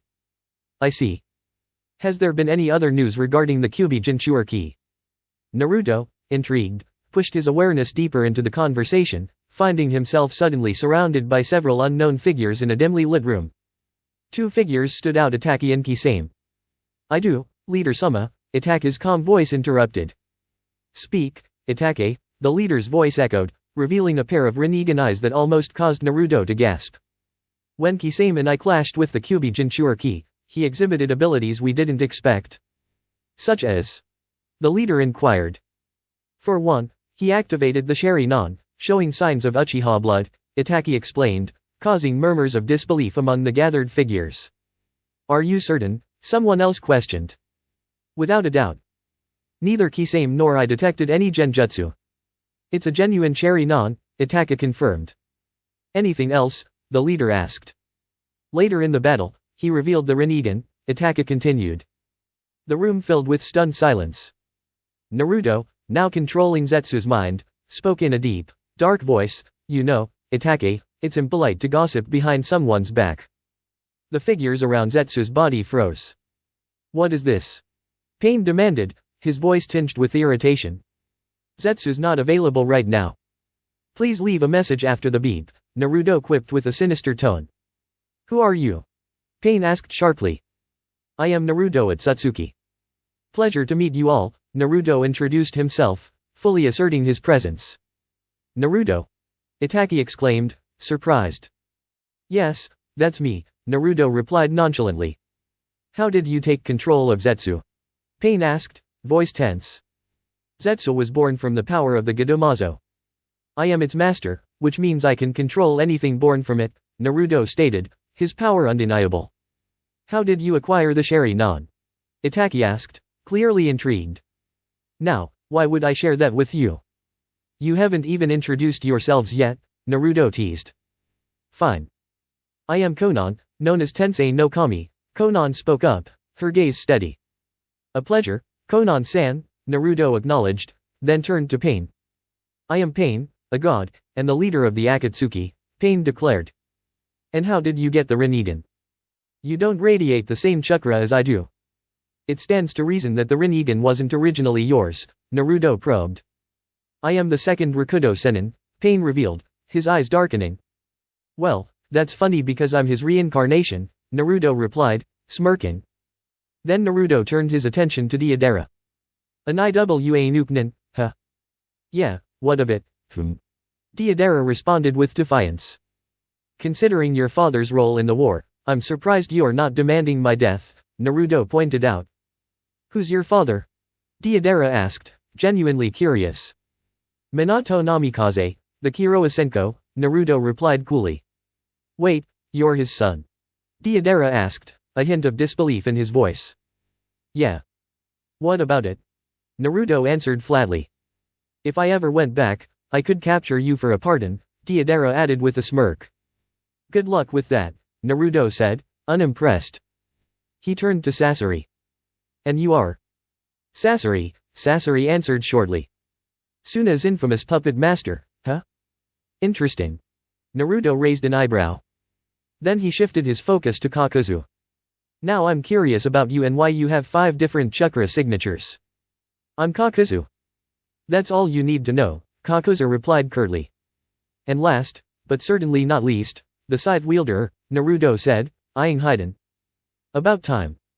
I'll make you into a proper sacrifice for Jashin-sama, Hiden threatened. I'll pass on that, thanks, Naruto replied coldly, his eyes narrowing. Now that we've all introduced ourselves, I'm here to tell you something. Give up. Your plan is pointless and impossible while I exist. If you continue down this foolish path, I will annihilate every single one of you, Naruto declared, his voice dripping with malice.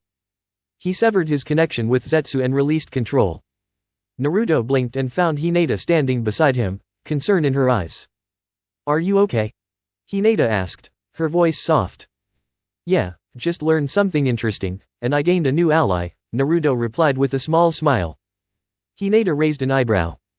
Should we head home, or do you plan to keep spacing out? She teased.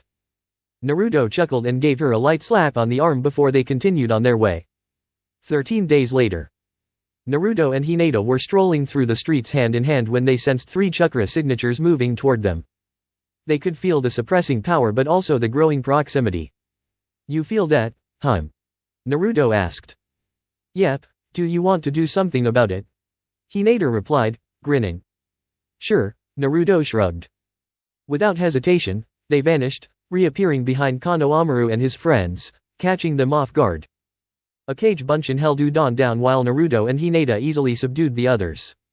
Your foolishness is about to get you killed, they said simultaneously, Kunao pressed against their throats.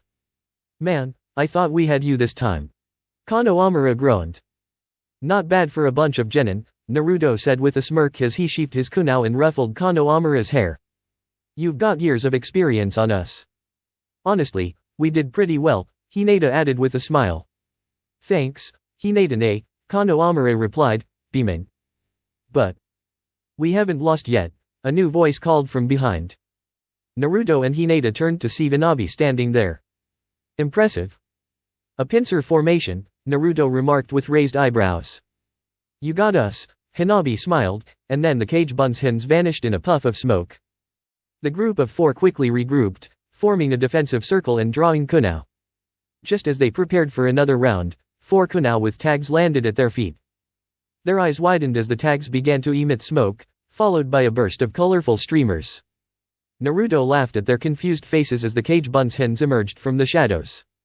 I crack myself up, Naruto muttered, his grin widening. The academy students looked dejected as they realized they had once again been outsmarted. Naruto walked in front of them, pulling out some money and handing it to each of them.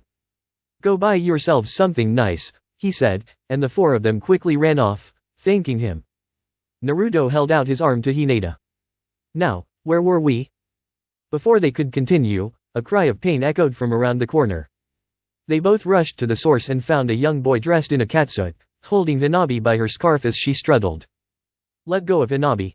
Konohamaru shouted, drawing his kunao. Oh, I'll let her go, after I teach this brat some respect, the boy said with a malicious grin. Let her go, Kankuro. You know what he'd think, a girl's voice called from behind him. Not now.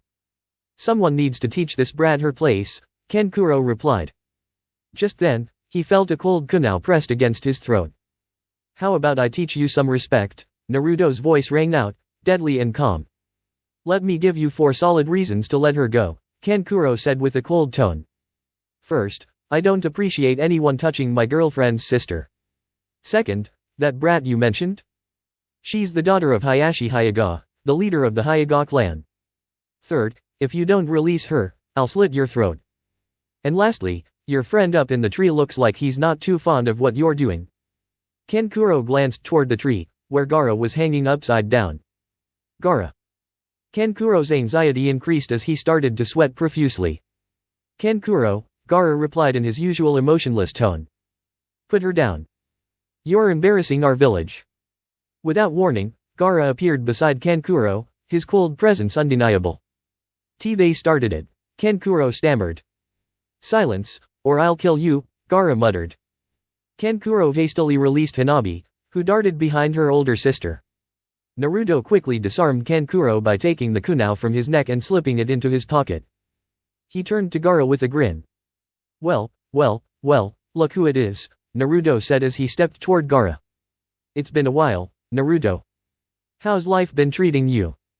I'm doing well. How about you? I've been good. Who is this Blinet? She feels like us. My amazing girlfriend, Hinata Hyuga.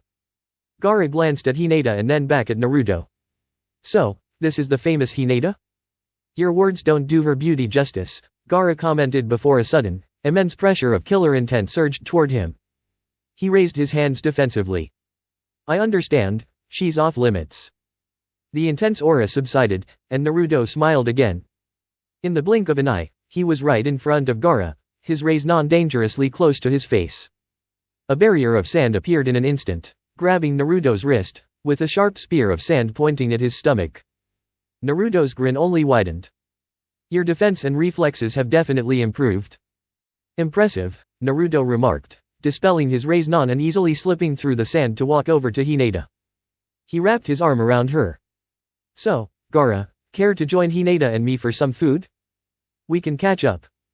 Actually, Naruto-kun, Hanabi and I need to head back to the compound for some clan matters, Hinata said, giving him a brief kiss on the cheek.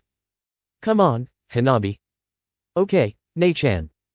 Hanabi flushed as she added, bye, Naruto and bye, Konohamaru-kun. She then quickly ran off, and Hinata gave Naruto a knowing smile as she followed her sister. Well, Gaara, shall we reminisce? Naruto asked. Sounds good, Gaara replied as they walked off, conversing with Hanabi and Hinata. Hinata looked at her younger sister, a playful smile on her face. So, Konohamaru-kun, huh? Hinata teased, noticing Hanabi blush deeply. Hinata-ne, that's mean, Hanabi whined. Let me guess everyone knows about your crush on him, but he's completely oblivious, right? How do you know? Because I'm an expert on making dense boys realize how they feel. Hinata's smile turned reminiscent. It took Naruto forever to notice I liked him. You mean, that's how you and Naruto and I are?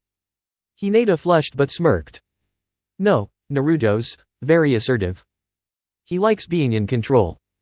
And every time he kisses me, I feel like putty in his hands. Have you too, gone that far? Hinata flushed deeper. Not yet, but, let's just say I'm looking forward to it. He's well endowed. How do you know that? The Byakugan doesn't miss anything, little sister. You're a pervert. Only for my boyfriend. Alright, back to the Konohamaru thing. Oh, yes, well, it's a Hyuga secret. We women are blessed with superior genetics, which help us grow in certain areas early on. I'm sure you've noticed. Hanabi covered herself, blushing. I guess. First, a little skin never hurts. A kunoichi's most dangerous weapon is her body, after all.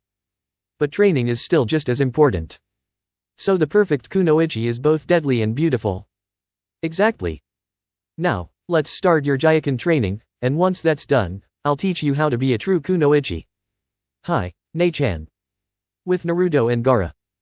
Naruto, Gaara, and the rest of Team 7 sat down for a barbecue while Naruto tried to help Gaara open up more. So, you're a genin from Suna? Ino asked. Yes. The Kazekage sent only my team to the Chunin exams. My teammates are also my siblings, Gaara explained. What kind of foods do you eat in Suna? Koji asked between bites. We're in a desert, so we trade with others for food. We rely on anything that can survive the extreme heat and freezing nights. Those dark circles under your eyes, insomnia? Shikamaru asked, a bit concerned. Yes, it's a condition I've had since birth. I spent years unable to sleep, but thanks to Naruto, I've been able to sleep better in recent months. So, how did you and Naruto meet? Ino asked curiously. Team 7 had a small C-rank mission, and we crossed paths with my team on a B-rank mission. You're a genin, and you've been on a B-rank mission? Asuma asked, impressed. My siblings and I are not average genin, Gaara replied. What was the mission? Shikamaru asked. Bandit elimination, Gaara and Naruto said in unison. Bandit elimination of your rank? Ino asked, skeptical. Several missing nin were working with the bandits, Naruto explained. What's your skill set, Gaara? Shikamaru asked. I specialize in sand-based ninjutsu, and I've been learning to control copper dust. I'm also working on mastering iron sand like the late Sandaime Kazekage, but I have a large amount of iron sand to work with now. I can help with that, Naruto offered. I'm skilled in Fuinjutsu. I can help with your gourd and even get you more sand. I'd appreciate that, Naruto. So you're entering the Chunin exams? Asuma asked. Yes, and I hope Naruto enters as well.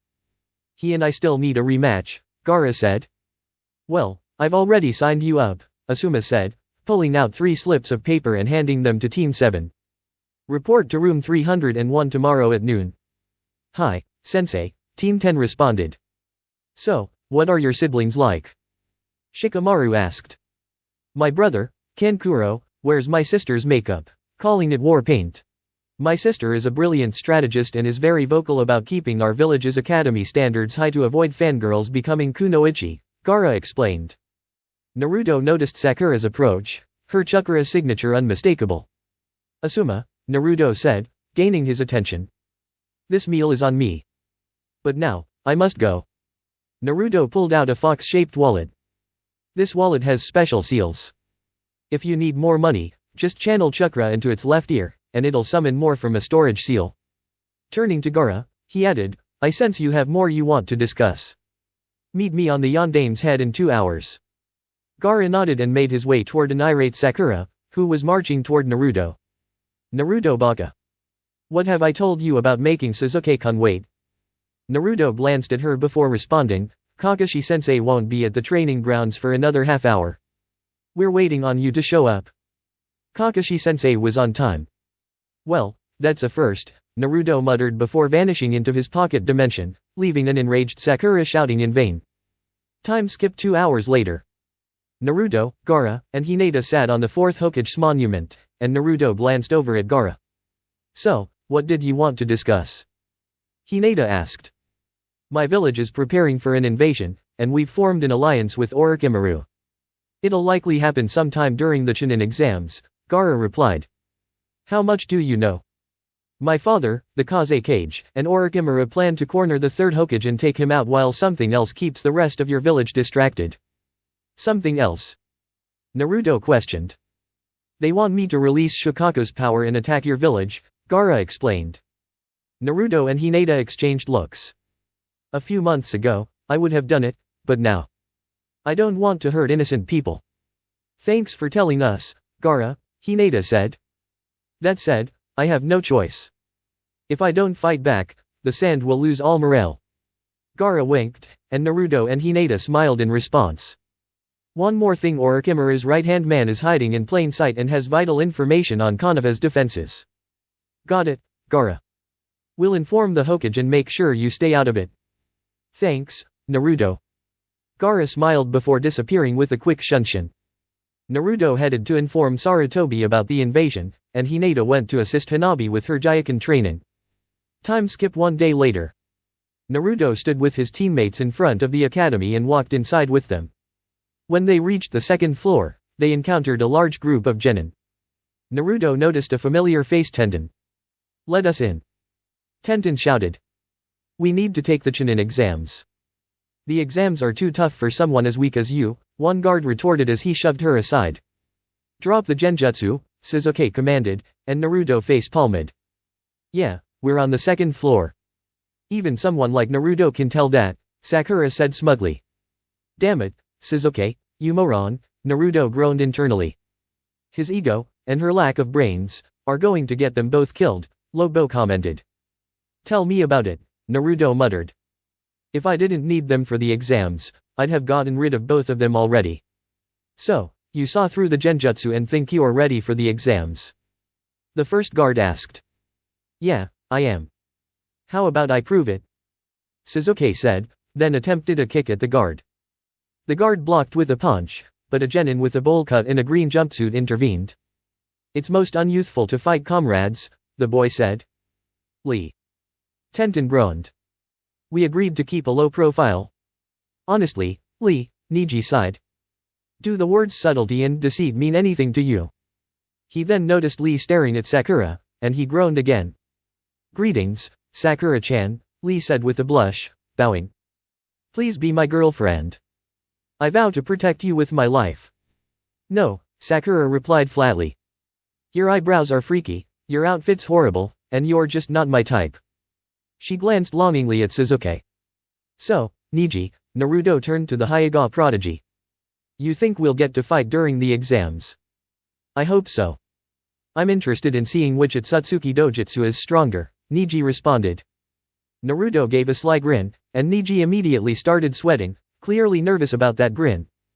So, Neji, Naruto teased, trying not to laugh, when are you going to ask Tenten out? Both Neji and Tenten turned red, avoiding eye contact as their thoughts wandered to more mature matters. Stop it, Neji growled. But it's hilarious, Naruto whined. Please, for the sake of my sanity, stop. Okay, Naruto said, dragging his teammates by the back of their shirts toward the third floor. Once there, they saw Kakashi standing waiting for them. Good, you're all here, Kakashi smiled. If one of you hadn't shown up, I'd have made you wait. But you said we had a choice, Sakura said. I said that so Naruto and Sasuke wouldn't pressure you into signing up. Apologies for that. Naruto said as he sheathed his blade. It was a reflex. Naruto. Lobo's voice echoed inside his mind. She's the Jinchuriki key of Kome. Got it, thanks Lobo. Naruto grinned and extended his hand. Nice to meet you, Nana. You too, Tou-san. The girl replied, causing everyone to freeze in shock. Naruto quickly shut down any questions by stating. I'm not really your father, I'm his reincarnated form. Kome told you to say that, didn't he? Yep, my name's Fu. And I'm Naruto. I sense two others like us in this group. One is my girlfriend, Hinata Hyuga. Naruto gestured toward Hinata, who was talking to her teammates. She smiled when she saw him before turning back to her group. The other is a genin from Suna, named Gaara. Just as Naruto finished speaking, they were all drawn together by a genin, dressed mostly in purple. Could you all quiet down? This isn't some academy field trip, these are trained killers around you. The boy stated. And who might you be? Kiba asked. My name's Kabuto Yakushi, and my team and I have participated in these exams for quite some time. 7 times, huh? Yeah. Kabuto pulled out a stack of cards. I may have failed a few times, but those failures gave me plenty of information on this year's competitors like you guys. Let me see your information on Naruto OTSUTSUKI, Neji Hyuga, and Hinata Hyuga. Sasuke demanded. Well, you already know their names. Kabuto smiled, pulling out 3 cards. Naruto OTSUTSUKI, teammates are Sasuke Uchiha and Sakura Haruno. This guy's done 30 D rank missions, 0 C ranks, 1 B rank, and an A rank. A genin on an A rank mission. His ninjutsu is top tier, and his chakra is off the charts. Genjutsu, average, taijutsu, second to none. When it comes to kenjutsu, though, he's unbeatable. He also possesses an unknown dojutsu that he can activate at will, along with a mysterious ninjutsu called senpo. Rumors also speak of a powerful Juken ninjutsu that lets him phase through attacks. And yet, he was the dead last this year. Neji Hyuga, teammates Rock Lee and Tenten, completed 45 D ranks, 2 C ranks, and 1 B rank. His taijutsu is impressive, and of course, he has the Byakugan. He's a close-quarters fighter, with average abilities otherwise. Lastly, Hinata Hyuga, 30 D ranks, 0 C ranks, 0 B ranks, and an A rank. Her skills mirror Naruto's, only a bit weaker in kenjutsu. She has the Byakugan and the Kaguya's Shikatsumayaku, which can turn anything it touches to ash. A skilled medic, her strength is said to rival Tsunade of the Sunin, though that's never been confirmed since they've never fought. As Kabuto continued, Naruto glanced at Gaara, their eyes meeting. He subtly pointed at Kabuto and mouthed, "Spy," to which Gaara nodded in understanding. Minor villages have sent representatives, even Oto, but they're not a big threat. This caught the attention of the Oto genin. Did he just say we're nothing to worry about? The girl asked. Yeah, I think he did. The boy wrapped in bandages replied. I think it's time we teach him that even genin like us can be brutal. The final Oto genin said as he and the bandaged one charged forward, the latter throwing a punch at Kabuto. Kabuto dodged, smirking, but his glasses cracked, and his ears began to bleed. He suddenly vomited, collapsing to his knees. A sound-based attack, huh? Naruto mused. I know how to deal with that. Take note of this, Kabuto, Naruto said aloud, the Oto genin will become Chunin. Just then, a large cloud of smoke heralded the arrival of the exam proctor. All right, shut up, and sit down, maggots. A voice boomed. And if you start fighting again, I'll kick you out. The genin all took their seats, and while the proctor explained the rules, Naruto activated his Rinnegan.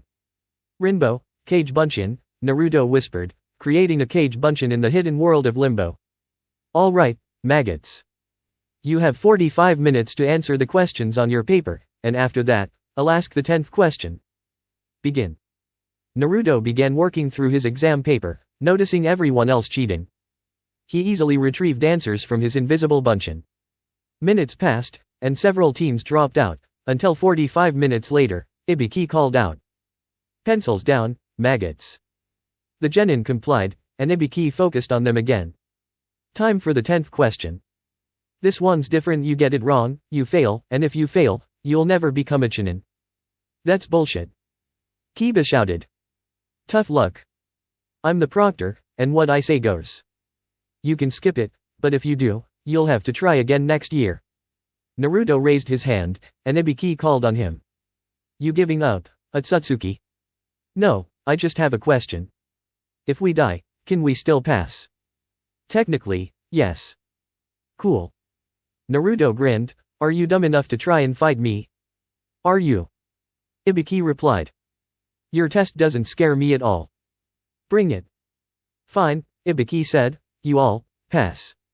Wait, what? The genin exclaimed in disbelief. Yep, you pass.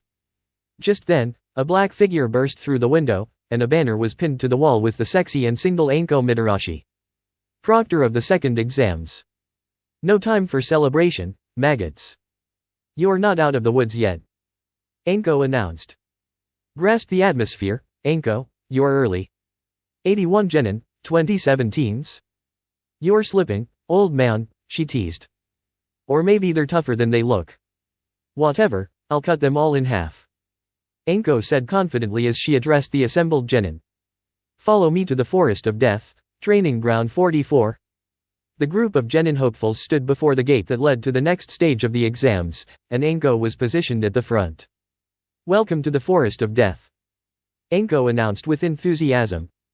Before we proceed with the exams, you all need to sign these waivers. Why are we signing these? A random genin asked, confused. So that if you happen to die, Konoha can't be held responsible, Anko replied nonchalantly. The waivers were distributed, and everyone signed them. All right, here's the deal. You'll spend, at most, the next 5 days in this forest. What about food? Koji inquired. Scrounge for it. This forest is nature's treasure chest, Anko grinned. But, be careful, because some of it is poisonous, and you might end up being the one hunted instead of hunting. She paused, savoring the moment. Anyway, before you head in, each team will be given a scroll. It will either have heaven or earth written on it. Your mission is to obtain the opposing scroll and reach the tower in the center within 5 days. Sounds fun, Naruto said casually. A kunai was thrown at him, but he caught it effortlessly and tossed it back, coating it in futon chakra. Nah, not today. You're tough, but don't get cocky. The tough ones are often the first to go, Anko warned. This place doesn't scare me at all, Naruto retorted.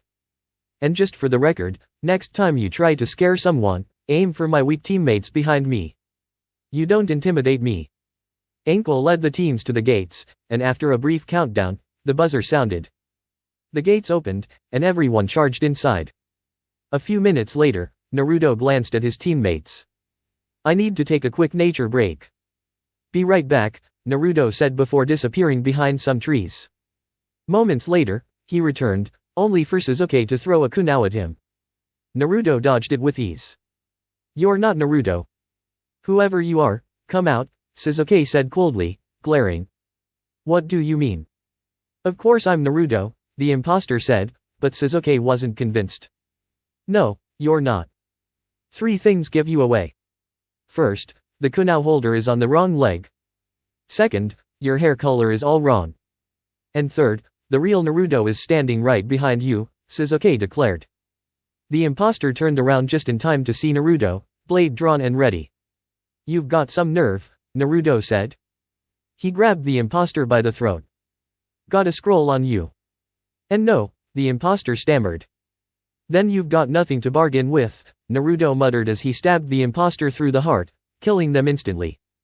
Afterward, he pulled the blade out, flicked the blood off, and sheathed it. Why you killed him? Sakura exclaimed, horrified. Of course I did. He would have done the same if it were me, Naruto said flatly. You're a monster. Sakura cried. We're shinobi, Sakura. We lie, cheat, steal, and kill. This world doesn't care about morals, it turns children into warriors. If you can't handle that, maybe you should leave the shinobi program, Naruto responded, his tone icy. Sasuke-kun, he's wrong, right? Sakura asked, turning to Sasuke. No, he's not, Sasuke replied coldly. In fact, male shinobi have it better than kunoichi, Naruto continued. When a male shinobi is captured, he's tortured for information and killed when they're done. For kunoichi, it's far worse. If you, Sakura, were captured, they'd torture you, and then the enemy shinobi would violate you repeatedly, until you were either killed or discarded. That's why most kunoichi have backup plans if they're ever captured or become strong enough to fight back. Sakura was speechless, but after a moment, Naruto continued, now, let's come up with a password to make sure we all know each other's identity. Okay, Sasuke-kun, Sakura said, nodding. Here's the question, when does a ninja strike? The answer is, a ninja waits until the time is right, when the enemy sleeps and drops their guard, when their weapons are forgotten in the stillness of the night. That is when a ninja strikes. Got it. Got it. Sure, whatever, Naruto muttered, just as a massive wall of wind tore through the trees. The trio braced themselves. Futon ninjutsu. All right, let's see how they handle themselves, Naruto mused, before vanishing into his pocket dimension using Kamui. Dust filled the air, obscuring his escape, and Sakura and Sasuke dove for cover. After the wind subsided, they emerged cautiously. Sasuke-kun, are you all right? Sakura asked. Sasuke drew a kunai and glared at her, silencing her. Answer the question first, Sasuke said, his eyes intense. Right, Sakura nodded. A ninja waits until the time is right, when the enemy sleeps and drops their guard, when their weapons are forgotten in the stillness of the night, that is when a ninja strikes. Sasuke relaxed and lowered his kunai as Naruto walked back into view. Hey, you guys okay? Naruto asked, only for Sasuke to throw a kunai at him without warning. What the heck, Sasuke-kun? You didn't even ask him the question. Sakura protested. Think about it, Sakura. Has Naruto ever cared about our safety? Sasuke retorted. Oh, yeah, you're right, Sakura said sheepishly. Well, I'm impressed you haven't dropped your guard, said the imposter, revealing her true form and dropping her transformation technique. The kunoichi smiled slyly. Who are you? Sasuke demanded, glaring. Oh, that doesn't matter, the kunoichi said, pulling an earth scroll from her pouch. You'd love to get your hands on my earth scroll, wouldn't you? It would go so nicely with your heaven scroll. She winked and then swallowed the scroll whole. When this is over, one of us will have both scrolls, and the other will be dead, she said, releasing a monstrous amount of ki that froze the genin in place. I'm so disappointed in you, Sasuke-kun. I thought you would be more capable, she mocked. Come on, Sasuke. Naruto muttered from his perch in the trees. Sasuke reached for a kunai, his hand trembling. At this rate, I won't be able to land a hit, let alone land a kill shot, he thought as the kunoichi brandished 2 kunai. I'll make this quick. But you've seen it, haven't you? She said with a smirk, preparing to strike. Suddenly, Naruto appeared in front of her. Raise non. He shouted, driving the spinning orb into the kunoichi's stomach. She was sent flying back, slamming into a tree. What the heck? She gasped, stunned. Want a real fight? Naruto grinned. Let's dance. Naruto, I was wondering where you were, the kunoichi said, straightening up. Can we cut the crap, Orochimaru? I know it's you. Your chakra reeks of foulness, Naruto snapped. Well, we've never met in person, but it's no surprise that you know me. I knew your father, Orochimaru said, his eyes gleaming. You knew my dad? Naruto asked, narrowing his eyes. Don't take me for a fool. It's obvious to anyone with half a brain that you're Minato's son, Orochimaru said. Good, then I can unleash the Hiraishin without worrying, Naruto said as he threw several kunao at Orochimaru. He teleported to one of them, kicking Orochimaru and sending him flying. As Orochimaru was in the air, Naruto created a cage bunshin that appeared next to him, slashing at him repeatedly. Finally, Naruto teleported behind Orochimaru and ended the combo with a raise non. Hiraishin, Chikushipusenko Ren no Dan, Zero Shiki. Naruto exclaimed, smiling at his new technique. Yeah, you definitely need a better name for that, Lobo commented. I know, Naruto replied, satisfied with his work, until Orochimaru burst from the ground, aiming the Kusanagi blade at him. Naruto allowed the attack to pass right through him. Naruto jumped away, making a hand sign. Kadon, Ryuan Hoken no Jutsu. He spat fireballs at Orochimaru, who dodged but was still burned severely. Orochimaru charged at him with the Kusanagi blade, but Naruto easily dodged every attack, smiling. I'm moving so fast that even most jonin can't see me. How is he dodging everything so easily? Orochimaru thought, frustrated. Naruto, can you tell him to speed up? I'm about to fall asleep watching this, Lobo added. Sure, why not? Naruto replied before vanishing and reappearing at the base of a tree. This is a bit off topic, but could you pick up the pace? I'm starting to nod off here. Orochimaru stood frozen, a look of surprise crossing his face, but it quickly shifted into a scowl as he formed hand seals. Kukiyos, Edo Tensei. Summoning Jutsu, Empire World Resurrection. A coffin rose from the ground, bearing the kanji for Red Death. Orochimaru grinned sinisterly. How will you handle this, Naruto? Now you must face your own mother, a master of the blade. Naruto's playful smile faded, replaced by a cold, hateful expression, as his mother emerged from the coffin. Minato. Kushina said, confused and startled. Try again, Kaa-chan. Naruto said bitterly. Naruto. Kushina started to run toward him, intent on embracing her son, but Orochimaru quickly performed another hand sign, halting her mid-motion. As touching as this reunion is, you're not here for nostalgia, Orochimaru sneered, drawing a kunao with a tag attached to it, advancing toward Kushina. Naruto, however, wore a dark grin. You've made two deadly mistakes, Orochimaru. First, you desecrated my mother's grave. Second, you resurrected her at full strength. Naruto's Rinnegan flared as he weaved more hand seals. Gada, Rine Tensei no Jutsu. Outer Path, Rine Rebirth. Kushina's body started steaming as cracks on her skin healed, and the blackness in her eyes turned white. Her fists clenched as control returned. I am alive. Kushina muttered, astonished. Impossible.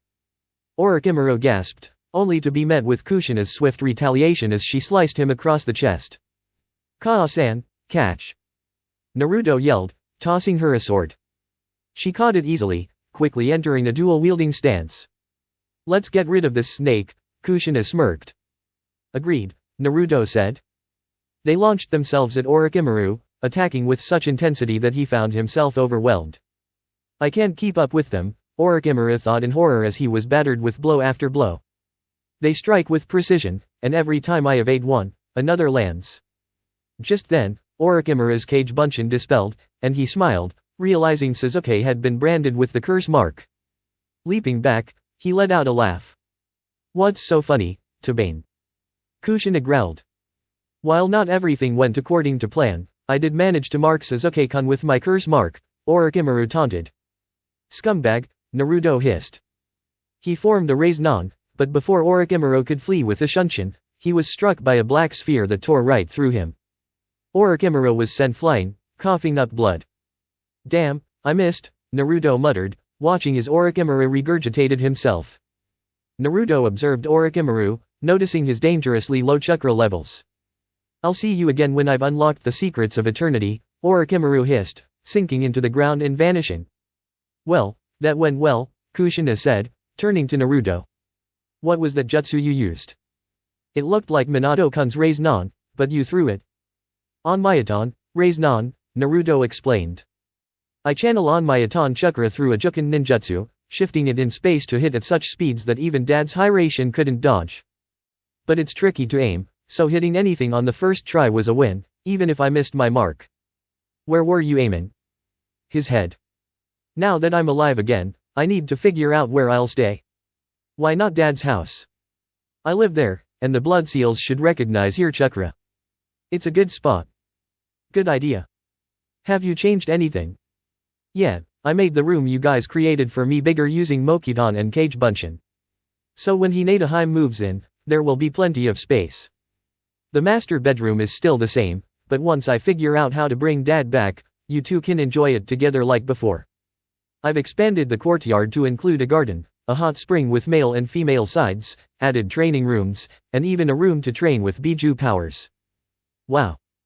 I'm going to settle in and then talk to the old monkey about watching the rest of the Chunin exams.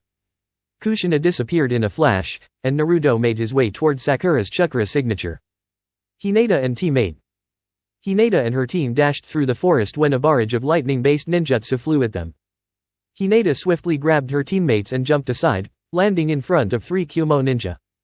Well, looks like we found our target, boys, the leader said with a smirk. Kyumo nin, how? Kiba asked, surprised. Henge, they must have used it to enter the exams and took the chance to try and kidnap me, Hinata explained. Smart and beautiful. I'm going to enjoy tearing you apart, the ninja on the left sneered. Shino, Kiba, go.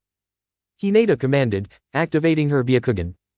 They want me, they'll leave you two alone. But Shino began. Go. I'll catch up. The two hesitated but took off. Hinata focused on the 3 ninja as she prepared for battle. Don't bother, girl, the ninja on the right taunted. We're the anti-Hyuga squad. We specialize in hunting and capturing Hyuga. That may be, but I'm not your average Hyuga. Hinata's palms extended bones as she charged at blinding speeds, slamming into the ninja and sending him flying, the rest of his body quickly turning to ash. Next. The remaining 2 scattered, but Hinata took advantage of the situation, sending a wave of fire at them.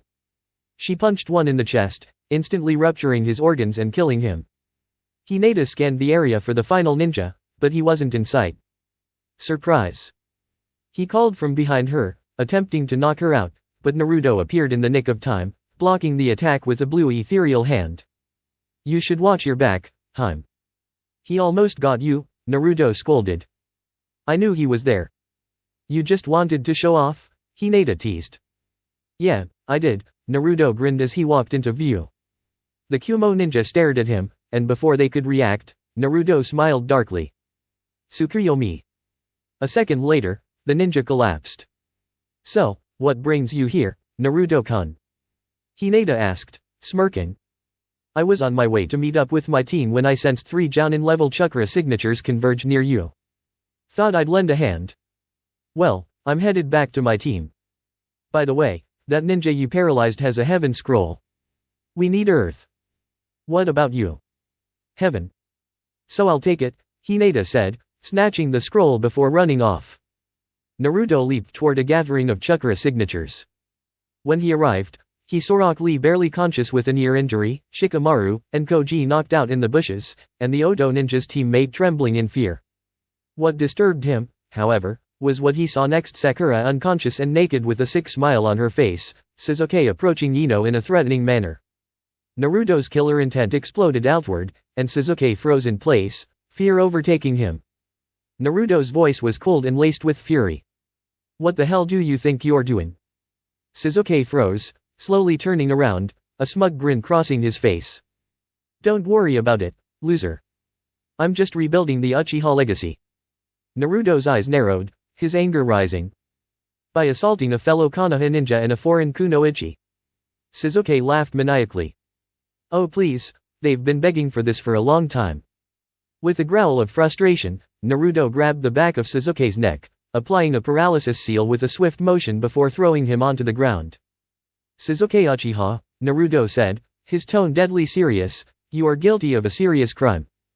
You've been brought before the Uzumaki clan for judgment, and your punishment is as follows: the blood curse seal will be placed upon you, etched into your flesh without any hope of removal. A sterilization seal to permanently strip you of the ability to reproduce, a seal to prevent you from losing consciousness unless you're completely exhausted, and a seal that will degrade your chakra and strength to civilian levels at my will. You'll also bear anti-seal removal seals to ensure that none of this can be undone. Your sentence is to be carried out immediately. Naruto worked swiftly, carving the intricate seal into Sasuke's shoulder, the Uchiha's screams echoing through the air. The final kick to Sasuke's ribs only fueled Naruto's cruel smile. This is just a fraction of the pain you will feel if I choose to activate the blood curse seal, so don't test me. After finishing, Naruto turned and walked away, muttering quietly, Banbutsu Sozo no Jutsu. With a snap of his fingers, he conjured a new outfit for Ino and started toward her, only to freeze when she screamed. Stay away. Naruto paused, his expression softening as he closed his eyes. A few moments later, Hinata arrived, her presence calming the situation. Naruto-kun, create a wooden dome around the tree, Hinata instructed, and Naruto nodded. He handed Ino the new clothes and formed the necessary seals. Mokyudan, Mokyajoki. A wooden wall encased the area, giving Ino a sense of security. Hinata spoke gently, offering comfort. Don't worry, Ino. He won't hurt you anymore. Ino sniffled, nodding her thanks as she changed into the new outfit while Hinata calmed her nerves. Once Ino was ready, the two women emerged, and Ino froze at the sight of Sasuke, immobilized by Naruto's seal. Don't worry, he's not going anywhere, Naruto assured her. Once I heal your teammates, I'll take him and Sakura to the Hokage. Sasuke will be judged, and trust me, the Hokage won't be lenient with him. Ino gave a soft apology. I'm sorry for yelling earlier. Naruto's expression softened. It's all right. You were scared. Your friend had been hurt, and you were afraid it would happen to you too. Thank you, Naruto, Ino whispered, her tears flowing freely. Hinata embraced her, soothing her in silence. I'll be going now, Naruto said, turning to leave. I've made sure Sasuke won't be a threat anymore. After taking Sakura and Sasuke to the central tower, Naruto unrolled the scrolls he had prepared. In a puff of smoke, Iruka appeared, greeting them with a smile. Welcome back, Team 7. Congratulations on completing the second stage of the Chunin exams. Sasuke looked smug, Sakura exhausted, and Naruto remained stoic as he spoke. Has any other team returned yet? A team from Suna beat you by a couple of hours, Iruka replied. Naruto grinned. Huh. In your face, Gaara. You owe me 1,200 ryo. Iruka gave a long sigh as Naruto showed off his usual bravado. Later, Naruto found Gaara and the Sand siblings in the kitchen. Gaara handed him the 1,200 ryo, which Naruto pocketed with a grin. So, you and Gaara know each other? Temari asked, breaking the ice. Yeah, I met him about 4 months ago when I was on a journey to meet the other Jinchuriki. Why does Gaara treat you differently from his own siblings? Kankuro inquired. Simple, Gaara responded while munching on a cookie. It's all been an act. For the last 4 months, anyway. Wait, so you're not a homicidal maniac anymore? Temari asked, raising an eyebrow. Gaara shook his head. Not anymore. Shikaku and I get along fine now. Naruto's mood shifted when they brought up the forest incident. About those genin, if anyone had threatened to harm my friends, I would have done the same. At the mention of rape, Naruto's expression turned dark. He clenched his fist, his cup shattering under his grip. That word hits too close to home for me, Naruto said, taking a deep breath to regain control. Temari and Kankuro exchanged glances, realizing the gravity of the situation. Why? Gaara asked, his voice concerned. My teammate, Sakura Haruno, was assaulted during the exams. Although if you asked her, she'd claim it was consensual.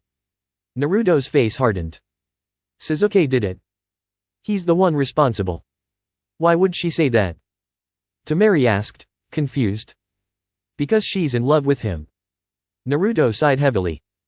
It's a good thing I showed up when I did. Otherwise, there would have been more victims. Gaara and the others were quiet for a moment before Kankuro changed the subject. So you're a Jinchuriki too? Yeah, Naruto replied, his expression neutral. I carry the Jubi. Jubi? But I thought the Baijiryu only went up to the Kyubi. Kankuro asked, confused. No. The other Baijiryu are fragments of the Jubi's chakra, split by the Sage of Six Paths. How do you know all this? Temari asked, intrigued. The Uchiha have a stone tablet under Kanava. It holds the secrets written by the Sage of Six Paths. To read it, you need a special ocular power Sharinan, Mangekyo, and Rinnegan. So, you wanted to gather all the Baijiryu to gain the Jubi's power? Temari asked. Naruto shook his head. No, I already had its power when I met Gaara. He stretched and stood up. I'm going to get some sleep. If you see Sasuke, don't kill him. That privilege belongs to either Hinata or me. Time skip, 5 days later. The 8 teams that advanced to the final round were assembled in the tower. A giant sculpture of arms formed the rat hand sign. 24 contestants, huh? I thought there'd be less than 10 left. Guess I underestimated things, Anko thought to herself. Congratulations on making it through the second exams, Sarutobi began. He then explained the significance of the Chunin exams, while Naruto carefully observed the other contestants. Looks like all the Jinchuriki teams made it, including all the rookie 9. Neji and his team are here too, that's nice. And there's Kabuto with his team. They must be working for Orochimaru, which means if I take them down, I'll only be helping our side. Alright, now to check out the Jounin. We've got Guy, Kakashi, Asuma, Kurane, some other guy, probably another Orochimaru agent. And there's a Jounin from Taki, I can tell by the sensei. Then a guy from Suna, Gaara's sensei, oh, and Orochimaru worst disguise ever. Then Anko, Ibiki, a guy with a cough, a Numbu with red hair, and, really, Kaa-chan? Never mind. Alright, focus. Naruto's eyes shifted back to Sarutobi. With so many of you, we'll need to have preliminary matches right now, announced the coughing Jounin. Several of the genin groaned, but the Jounin continued. If anyone feels unfit to continue, let me know, and you can withdraw without affecting your team. Kabuto raised his hand. I'm out. My chakra's drained, and my ear still hurts from earlier, Kabuto said. Ah, Kabuto Yakushi, right. Hey nodded. All right, you can go. He quickly counted heads. Since we're short one of you will get a free pass to the finals. The computer hummed, and then Kankuro's name appeared. Kankuro grinned. All right, Kankuro, you're in. Now, everyone else will face off in one-on-one matches. Let's get started. The match UPS began spinning, and the first names came up, Sasuke Uchiha vs. Yoroi Ekodo. No objections? Hate asked. None, Yoroi replied. An Uchiha never backs down, Sasuke muttered. All right, all others head up to the second floor and wait for your turn, Hate ordered. As everyone moved upstairs, he called out, Hajime. The match continues as it does in Kennen, with Sasuke emerging victorious. Winner, Sasuke Uchiha. Hate scanned the names again. Next match, Fu vs. Misumi Tsurugi. Time to shine. Fu exclaimed, jumping down to the arena. Hajime. Hate signaled, and Fu began forming hand signs. Kadon, Zokoku. Fu unleashed a massive wave of fire, but Misumi dodged and grappled her. My chakra lets me stretch my limbs, and I can still crush you, Misumi threatened. Fu grinned, sparked her teeth, and exploded, sending Misumi flying backward with severe burns. Gotcha! Fu cheered. Rinpon, Bunshin made from explosive scale powder. Fu made a victory sign as her opponent lay still. Winner by knockout, Fu. Hate declared, as Fu returned to the railing. The computer spun again, landing on Shino Abarame vs. Zakuabumi. Next match, Shino Abarame vs. Zakuabumi. Step down, please, Hate called. The two contestants moved into position. This is going to be interesting, Naruto thought, watching Zuka's arm. Sasuke's at a disadvantage after Sasuke broke his arm. Let's see how Sasuke handles this, Dosu thought, watching his teammate. Meanwhile, Orochimaru made a hand sign and vanished into a puff of smoke. Sasuke and Shino stared each other down. If you fight me here, you won't fight again, Shino stated coldly. Give up. You think you are going to scare me? Sasuke challenged, charging forward with a punch. Shino easily blocked it. You can't win with just one arm, Shino replied. Shut up. Sasuke shouted, opening his palm. Slicing sound wave. The blast knocked Shino back, but he quickly recovered. Not good enough, Shino said, then the buzzing sound of his insects filled the air. To everyone's shock, bugs began crawling out from beneath his skin. You don't want to make me use them. Sasuke grinned, but his face shifted as the insects started swarming behind him. Creepy. What's this trick? He muttered. These are Kakaicha. They feed on chakra in groups, Shino explained. If I attack you with them, you won't be able to fight anymore. Give up, or I'll unleash them all. You're bluffing. Sasuke sneered. Shortest battle ever. Naruto thought, shaking his head. I can't lose. Sasuke growled, forcing his arms out of their slings. Don't underestimate me. Impressive, Dosu thought, impressed by Sasuke's determination. Sasuke roared, channeling chakra into his arms, only for it to explode, rendering his arms useless. My arms. Sasuke cried, horrified to see the insects coming out of his elbows. What? Shino appeared right behind him. When I advised you to quit, I told my bugs to block your air holes and stay still, Shino said calmly. Sasuke, stunned, swung his body to hit Shino, but Shino swiftly backhanded him. Sasuke fell to the ground, unable to move. Winner, Shino Abarame, Haid confirmed, as medics took Sasuke off the field. The computer started spinning again and landed on Sakura Harino vs. Ino Yamanaka. I never thought I'd fight you, Ino pig. Sakura yelled. I'm fine with it, Ino replied. Sasuke-kun is mine. Sakura declared smugly, but Ino froze and looked around, searching for Sasuke. To her relief, he wasn't there. You can have him, Ino said coldly. I'm not wasting my time on a rapist. How dare you insult Sasuke-kun? Sakura snapped. Oh, I dare. Why wouldn't I insult a man who tried to do that to me after he was done with you? Ino retorted. I can't believe it. Sakura whispered, still in shock. It's the truth, Sakura, Ino said, her tone harsh. But I guess you can't see it, huh? I can't believe you're defending him. Sakura muttered, but before she could say more, Hayate signaled the start of the match.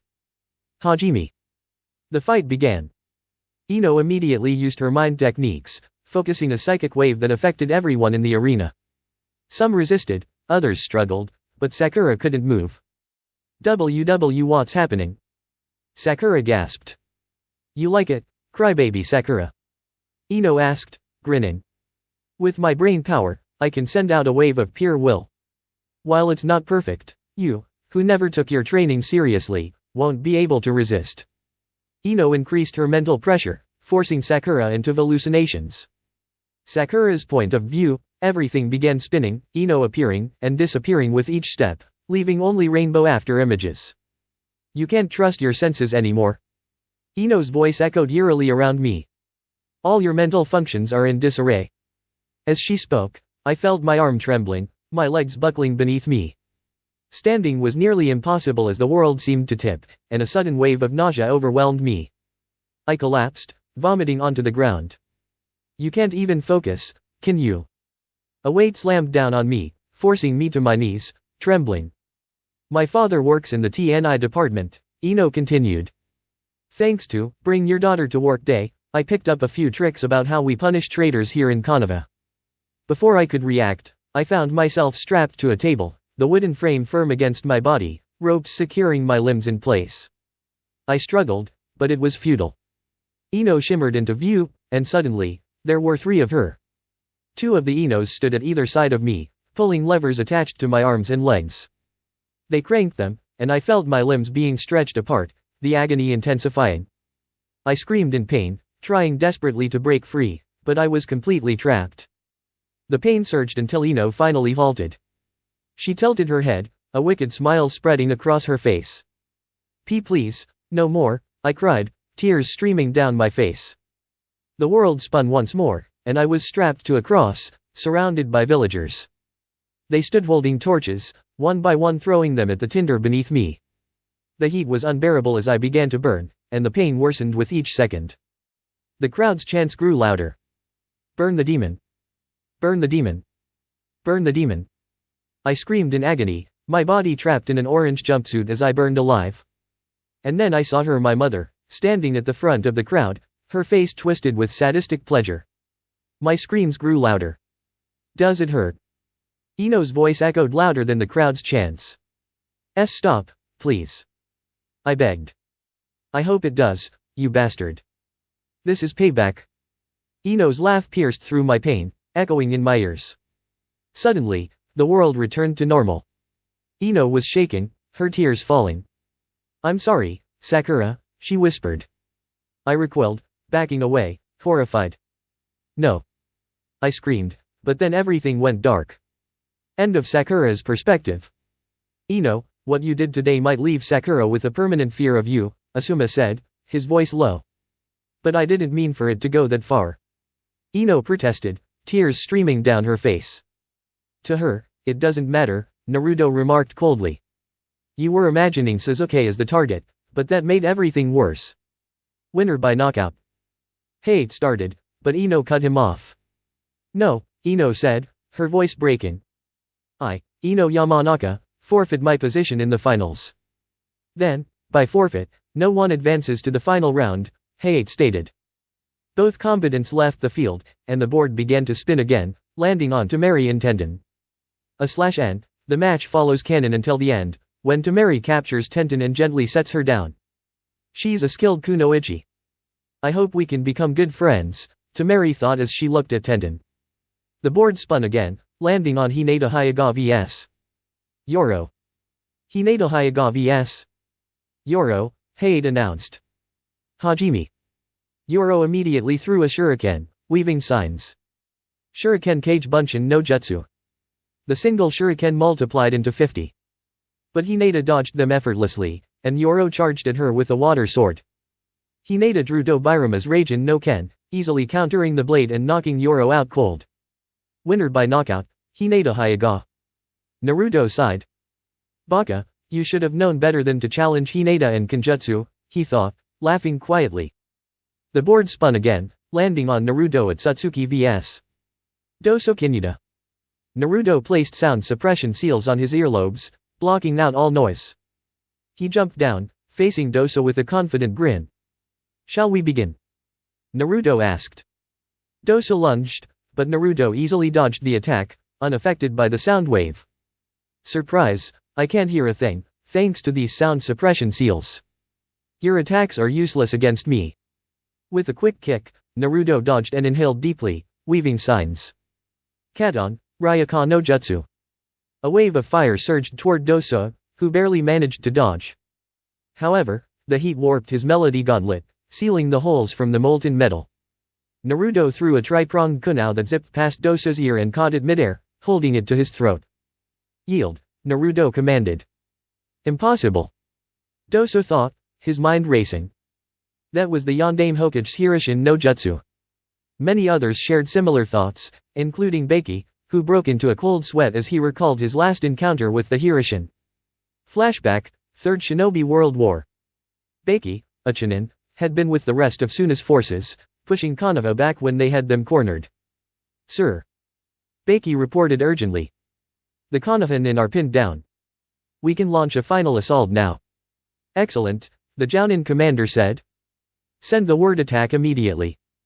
Baki sprinted to the others, but they froze when they saw a man with bright yellow hair and piercing blue eyes appear in front of them, his blue Jounin outfit and flak jacket unmistakable.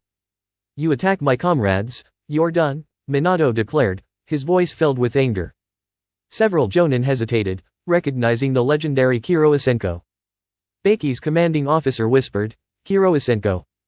Within seconds, Minato disappeared, reappearing at the heart of their forces. It was a massacre. Baki watched, paralyzed, as Minato effortlessly slaughtered anyone in his path. When Minato appeared before him, Kakashi blinked, clearly startled. I was meaning to ask, why didn't you just kill Sasuke? Too quick, Naruto replied, his tone chilling. I want him to suffer. I've placed several seals on him, including the Uzumaki's blood curse seal. Kakashi's face went pale, knowing exactly what that seal did. When will you activate it? He asked.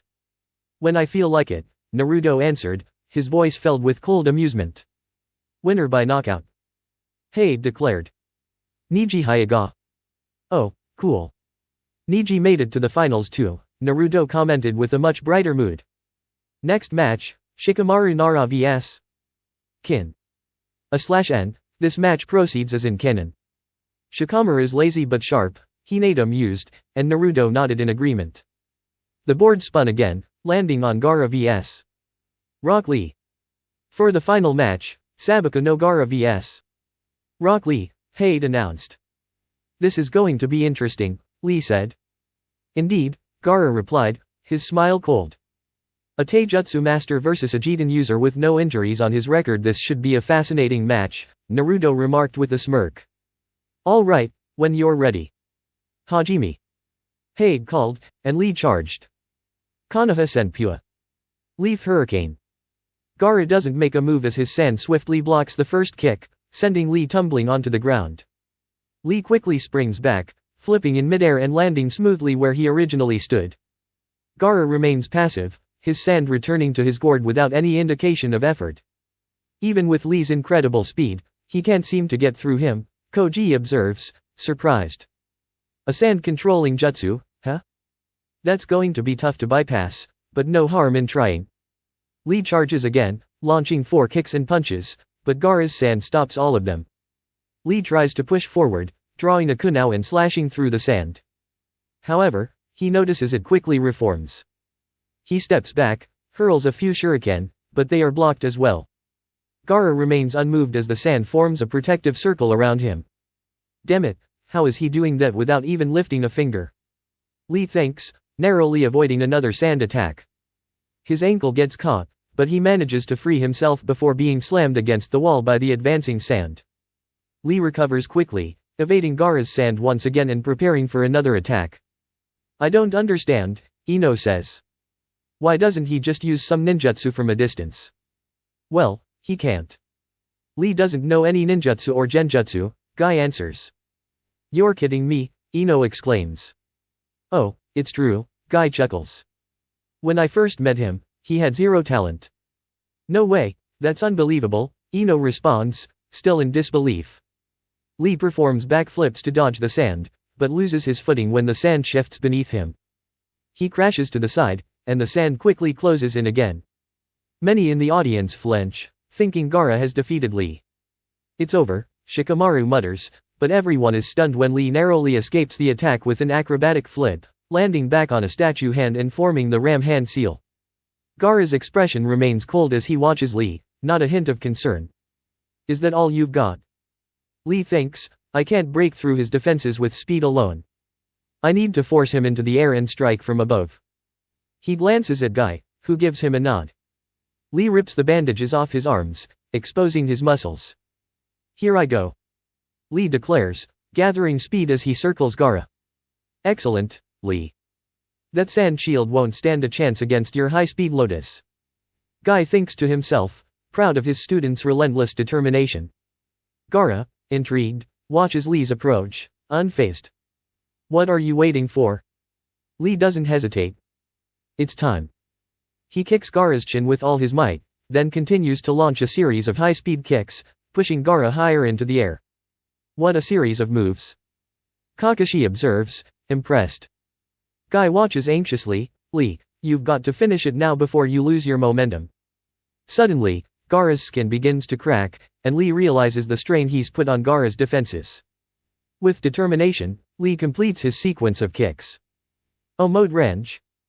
The ground beneath Gaara shatters on impact, leaving a large crater. Lee drops to his knees, exhausted, but with a victorious smile. It's over.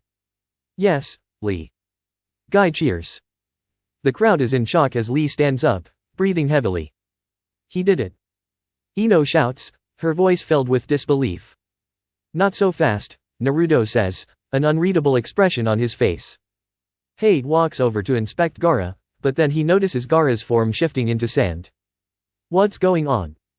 Lee exclaims in confusion. An empty shell? Ino calls out, realization dawning on her. But how did he? Guy stammers. Kakashi answers, it happened when you closed your eyes to pray. That's when Lee did it.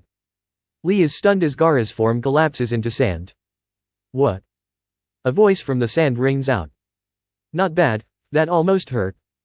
Lee's expression shifts from confusion to realization as Gaara stands, unscathed. Now it's my turn, Gaara announces, launching a new wave of sand attacks at Lee. Lee moves swiftly, evading Gaara's relentless onslaught. Why hasn't he given up yet? Temari asks in confusion, watching Lee continue to dodge. Gaara strikes Lee with another blast of sand, knocking him down. Lee struggles to stand, his body feeling the strain from his earlier efforts, but his resolve remains unshaken. Poor kid, Kankuro mutters. Gaara's just toying with him. But Guy remains hopeful. Lee doesn't know how to quit. Lee pants as he gets back into his stance, looking at Guy, a grateful smile on his face. Gaara, sensing Lee's renewed energy, grows frustrated. This is getting tiresome, he mutters. Lee dodges again, his speed increasing. I'll make you proud, sensei, he thinks to himself, determination blazing in his eyes. I will prove that I can be the ninja I've always dreamed of becoming. Lee's still smiling, even as he's running for his life. Ino says, incredulously. Yes, but now Gaara is in for a challenge, Guy answers, a confident smile crossing his face. What? Ino asks, confused by Guy's sudden shift in attitude. Konoha's lotus blooms twice, Guy grins. Kakashi's eyes widen in realization. No. Guy, you didn't. Yes, I did, Guy responds confidently. Everyone watches as Lee steps forward, a fierce glint in his eyes. I'll show you the true power of the 8 gates. Incredible, is he really about to open them? Neji wonders in horror, recalling the dire consequences of using such a technique. That's right, Guy confirms. Lee is opening the 8 gates to unleash his full potential. But only 5 gates are open now. The 8 gates, Kakashi explains, are chakral emitters that prevent the body from overloading. Opening them releases a tremendous surge of power, but it comes at a cost. Ino looks confused. But what's the Ura Wrench? The Ura Wrench is the ultimate form of the lotus, used after opening the first gate. It lets the user unleash unimaginable power, but the strain it puts on the body is catastrophic. Kakashi's gaze hardens as he watches Lee's struggle. At the second gate, Kyomen, one's strength is further amplified, and at the third gate, the Seaman, one enters the Ura Wrench. Hold on, the Omote Wrench nearly destroyed Lee. He could barely move after that. What's going to happen if he takes it further? Exactly. Kakashi replied. By opening all 8 gates, you could gain power that surpasses even that of the Hokage, but the price for this power is. Kakashi paused for effect. You die. Ino's eyes widened with fear. I don't know what this boy means to you, but we must remain impartial. I never thought you'd get involved like this. You don't understand. You don't know anything about him. He has something to prove, and he's willing to risk everything, even his life. I'll help him, not for his sake, but because this goal is worth reaching. Flashback.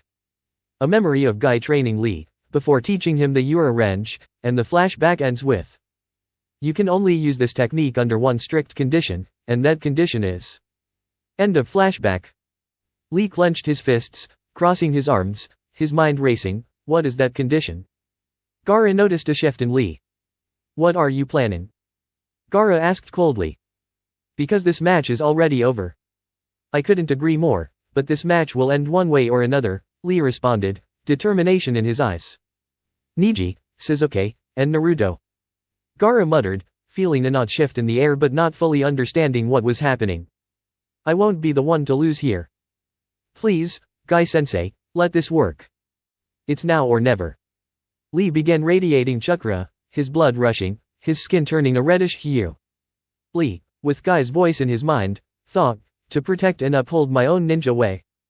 Then Lee roared, "The third gate, gate of life, open." The crowd, stunned, watched as Lee's chakra surged. Gaara glanced at him warily. "The third gate is open. Now begins the revenge," Kakashi remarked. "Yeah, you'd like that, wouldn't you?" Guy said, his voice tinged with irritation as he glanced at the silent Kakashi, who only responded with a quiet look. "The fourth gate, showman, open." Lee shouted. Opening the gates through sheer effort is no small feat. This boy could very well be classified as a genius, Kakashi muttered, partially impressed. Lee moved quickly, his power overwhelming. He nearly crouched but then exploded forward, causing the ground beneath him to crack from the force.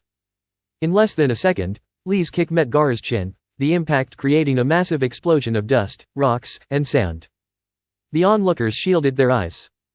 "Well, this speed rivals that of Minato-sensei, though it's much quieter," Kakashi commented, flicking a speck of dust from his ear. Lee saw cracks appearing in Gaara's sand armor. "Say goodbye to your armor as I tear it apart," Lee declared, moving at blinding speeds. He battered Gaara around with relentless force, not letting him touch the ground. "My armor's tough, but not tough enough to withstand this," Gaara thought as he watched his sand shield crumble. "One more hit, and this ends," Lee said. "The fifth gate, Taman, open." Gravity took Lee down as he charged at Gaara, his next move a blur of speed. He glanced briefly at Neji, thinking, "Neji, you've got a sneak peek of what's coming for you." Lee shot toward Gaara with unmatchable speed, surprising him with a vanish-like trick and landing a punch to Gaara's gut.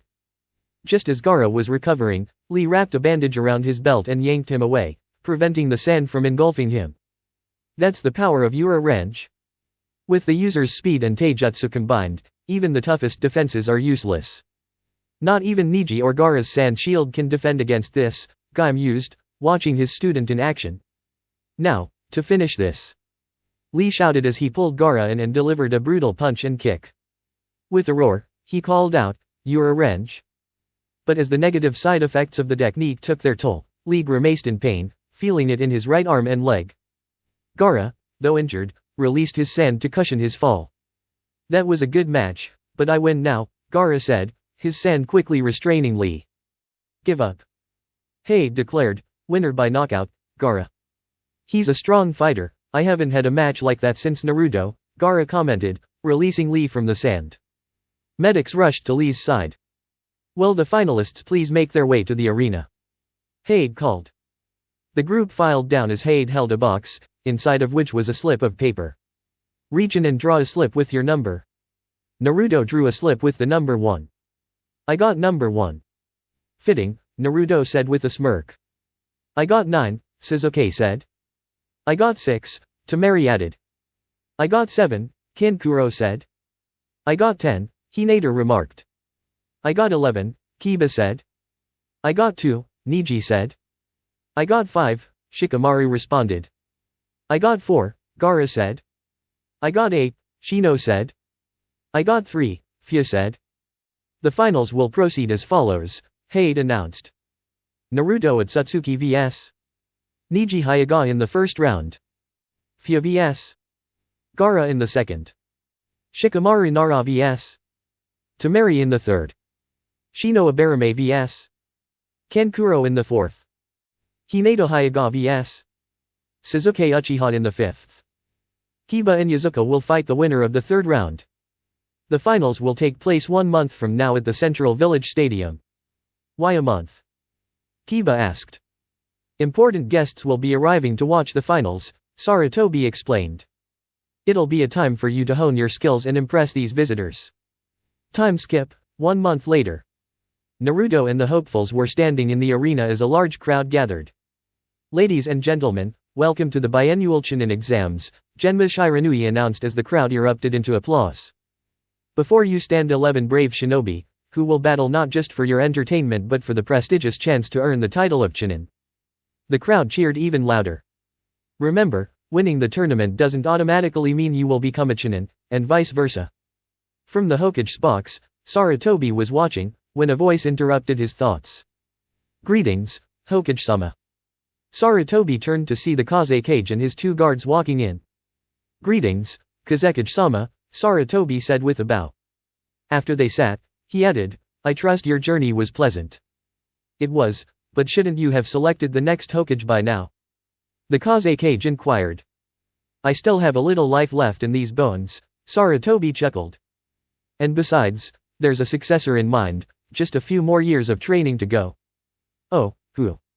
He's in the exams right now, a genin in name only. You'll see who I believe is fit to replace me. The first match of the Chunin exams will feature Naruto OTSUTSUKI against Neji Hyuga. All competitors, please vacate the arena and report to the competitors box to await your names being called. Genma's voice rang out as everyone but Naruto and Neji left the arena. Watch closely, Hanabi, Hayashi said. I'm about to make a lot of money today. Why, father? Hanabi asked, curious. Because there are 50-1 odds against Naruto winning this match. You're betting against Neji and II. Your cousin is certainly skilled, but not even the legendary Shodai Hokage could defeat Naruto. Naruto and II is that strong. Without a doubt. Hajime. Genma called, and instantly, Neji charged forward, throwing a punch that Naruto caught, causing the ground to crack under the pressure. A crater formed beneath them. Naruto retaliated with a punch of his own, which Neji narrowly dodged. A kick from Naruto followed, but Neji ducked and countered with a punch. Naruto spun to dodge, before swiftly wrapping his arm around Neji's neck, spinning him and sending a powerful kick that sent Neji crashing into the wall. Naruto stood tall and smirked, revealing his Sharingan. Neji pulled himself from the wall, activating his Byakugan. So, Indra's blood versus the Hyuga blood, huh? Naruto smirked, his eyes gleaming. Let's see whose dojutsu is truly superior, Neji responded. The crowd gasped in surprise. He stole the eyes of the Uchiha. Someone in the crowd shouted. He's in league with Itachi. Another cried in outrage. The demon must have killed the Uchiha to steal their eyes. Another shouted. Sarutobi quickly addressed the crowd, calm yourselves. Through DNA analysis, it has been confirmed that Naruto's father hails from a banished branch of the Uchiha clan. His ancestor was exiled during the Warring States period for aiding the Senju clan. So while I'm not technically an Uchiha, I do possess their dojutsu, Naruto explained. I unlocked the Sharingan at 5 years old and kept it secret. By 7, it matured, and by 10, I unlocked something even more unique, the Ien no Mangekyo. According to Uchiha legends, once every generation, an Uchiha unlocks an eternal Mangekyo, its design resembling the last wielder's eyes. At 13, just 3 months before I graduated the academy, I unlocked the Rinnegan, the legendary eyes of the Sage of Six Paths. Well then, after that dramatic reveal, shall we continue? Neji asked. Sure, let's keep going. They resumed their fierce combat, each blow sending shockwaves through the arena. Minutes later, they paused, eyeing each other. Neji's expression shifted, a tinge of disappointment crossing his face. You seem disappointed, Naruto remarked. Honestly, yeah. I thought I'd be doing better. Why don't you like the power you have?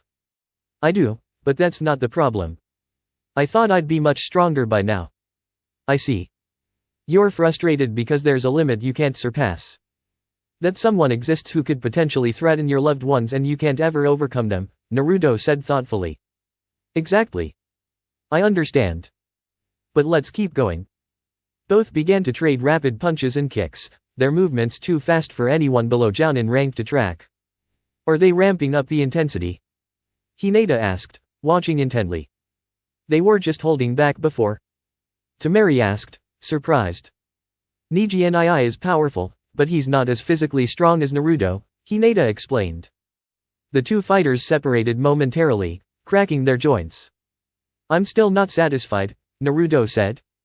Why's that? Neji asked, curious. I haven't even begun to use my full power, Naruto replied confidently. Wait, you're holding back? Neji asked, wide-eyed. Yup, I've been using only 80% of my strength. That's insane.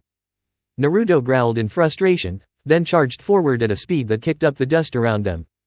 Neji dodged and countered, both moving faster than most could see. Why isn't Neji using Jaiken? Lee asked, confused. It's simple, Lee, Guy said, his eyes gleaming. Naruto knows how to counter Jaiken, so Neji trained in Goken to find a way to compete with him. These two are incredible, a Jounin evaluator remarked. At least Jounin level, if not higher, another said in awe. Naruto formed a Raise-Non and charged forward, but Neji quickly spun, readying his defense. Raise-Non. Naruto roared. Hakusho Kaiden. Neji called, as their attacks collided in a spectacular display of power. At first, the two techniques seemed evenly matched, but soon Naruto's Raise-Non crackled with lightning and turned brighter. Raiden, Raise-Non. Naruto yelled, and the force of the electric-powered Raise-Non shattered Neji's Kaiden, sending Neji flying back into the wall, where he crumpled to the ground. Damn, Neji laughed weakly, I lost. Winner by knockout, Naruto OTSUTSUKI. Genma declared, and the crowd erupted into applause, while the vocal Naruto haters fell silent. Naruto carried Neji to the recovery wing for treatment. Next up, Hyuga vs. Sabuka no Gaara, Genma called. As the two walked to the arena, Hyuga grinned, shall we keep things interesting? I won't go all out if you don't, Gaara replied. Deal. They both faced each other as Genma signaled the start. Hajime. Sand shot toward Hyuga, who dodged and fired a fireball back. Gaara's sand rose to defend, turning the fire into glass. Nice trick, Gaara smirked. But there's no escaping my sand. Hyuga blew a cloud of silver powder, then snapped her fingers.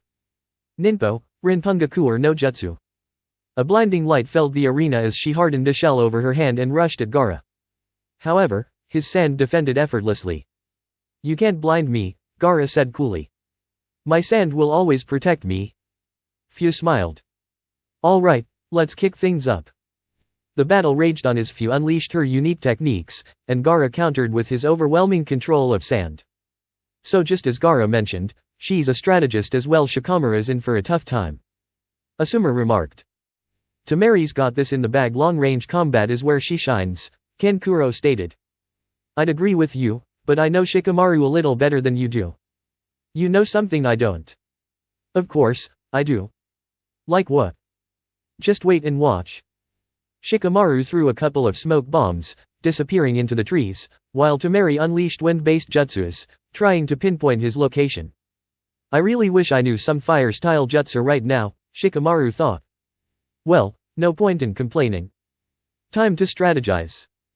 He formed the familiar hand seal's end, after some time, glanced at the sky before reaching into his kunao pouch and getting to work. Come out, coward. Temeri shouted, swinging her fan again. Kama Idaki no Jutsu. The gust of wind sliced through the trees, and two kunao were sent flying in Shikamaru's direction. He quickly responded, but Temeri's sharp reflexes allowed her to block them. Then, Shikamaru's shadow emerged from the trees, but Temeri remained calm. As long as I stay behind this line, his shadow won't reach me. She thought confidently. However, the shadow kept advancing. What the, it's still coming.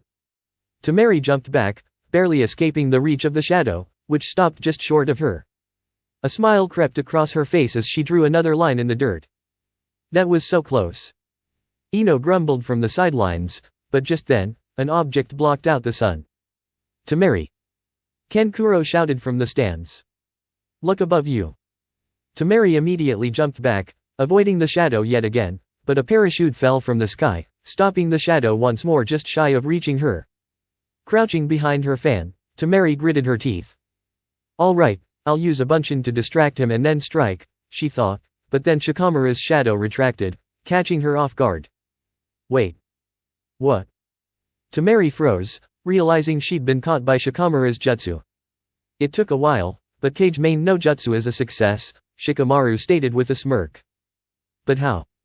I was sure I stayed out of range. Look behind you. Shikamaru turned his head. Temeri followed his gaze and saw a small hole in the ground behind her, where sand had been pushed in. Recognize it? Shikamaru continued. That hole connects with the one in front of me. Your sand attack was the key. I never realized the shadow could travel underground. And that's where you made your mistake. Shikamaru began walking toward her, and Temeri couldn't stop herself from moving forward as well. As they closed the gap, Shikamaru raised his hand, and Temeri did the same. All right, I give up, she declared, her voice filled with resignation. The crowd was silent in disbelief. He what? Someone shouted in confusion. Yeah, I'm good for maybe another 30 seconds, but after that, I'm done. What a troublesome situation. Shikamaru sighed, rubbing his temple. I already had the next 200 moves planned out, but I'm out of chakra. This lazy strategist outsmarted me and then gives up? Typical of someone from Konoha's Nara clan, Temari mused, a wry smile forming on her face. Winner by forfeit, Temari, Genma called out. Not bad, Nara. You outplayed me, Temari said, giving him a genuine smile. You're not so bad yourself. Maybe we could play a game of shogi sometime. Shikamaru suggested. It's a date, she replied, smiling once more. The two combatants exited the field. Next match, Shino Abarame vs. Kankuro, Genma announced. Shouldn't take long, Naruto muttered. A puppet master against a master of Kakaicha. Shino's insects will find Kankuro no matter what. The match went as expected, ending in a double knockout. The crowd cheered as Genma called out the next match, Hinata Hyuga vs. Sasuke Uchiha. This was a highly anticipated fight, as both belonged to prestigious clans. Most spectators assumed Sasuke would win, but those who knew Hinata's capabilities had their doubts. Hinata appeared in the arena, her resolve clear. Sasuke entered soon after, his eyes burning with determination. This is a blood feud, Genma announced. The match ends only when the challenger, Hinata Hyuga, decides to let her opponent live or if one lies dead. The crowd fell into a stunned silence, but then Sarutobi stood up, adding his authority to the situation. This law goes back to the days of the first Hokage. It hasn't been used for years, but it remains valid. Hinata has made her decision, and it was approved by the Shinobi Council. This punishment is far more merciful than what someone like Naruto OTSUTSUKI might have done. Kushina muttered under her breath, I still would have done that. Hajime. Genma called. Hinata charged, unleashing a brutal barrage of strikes on Sasuke, each one snapping bones and tendons. Sasuke cried out in pain, desperately trying to avoid her attacks. Kakashi-sensei, why is Hinata doing this? Sakura asked, horrified.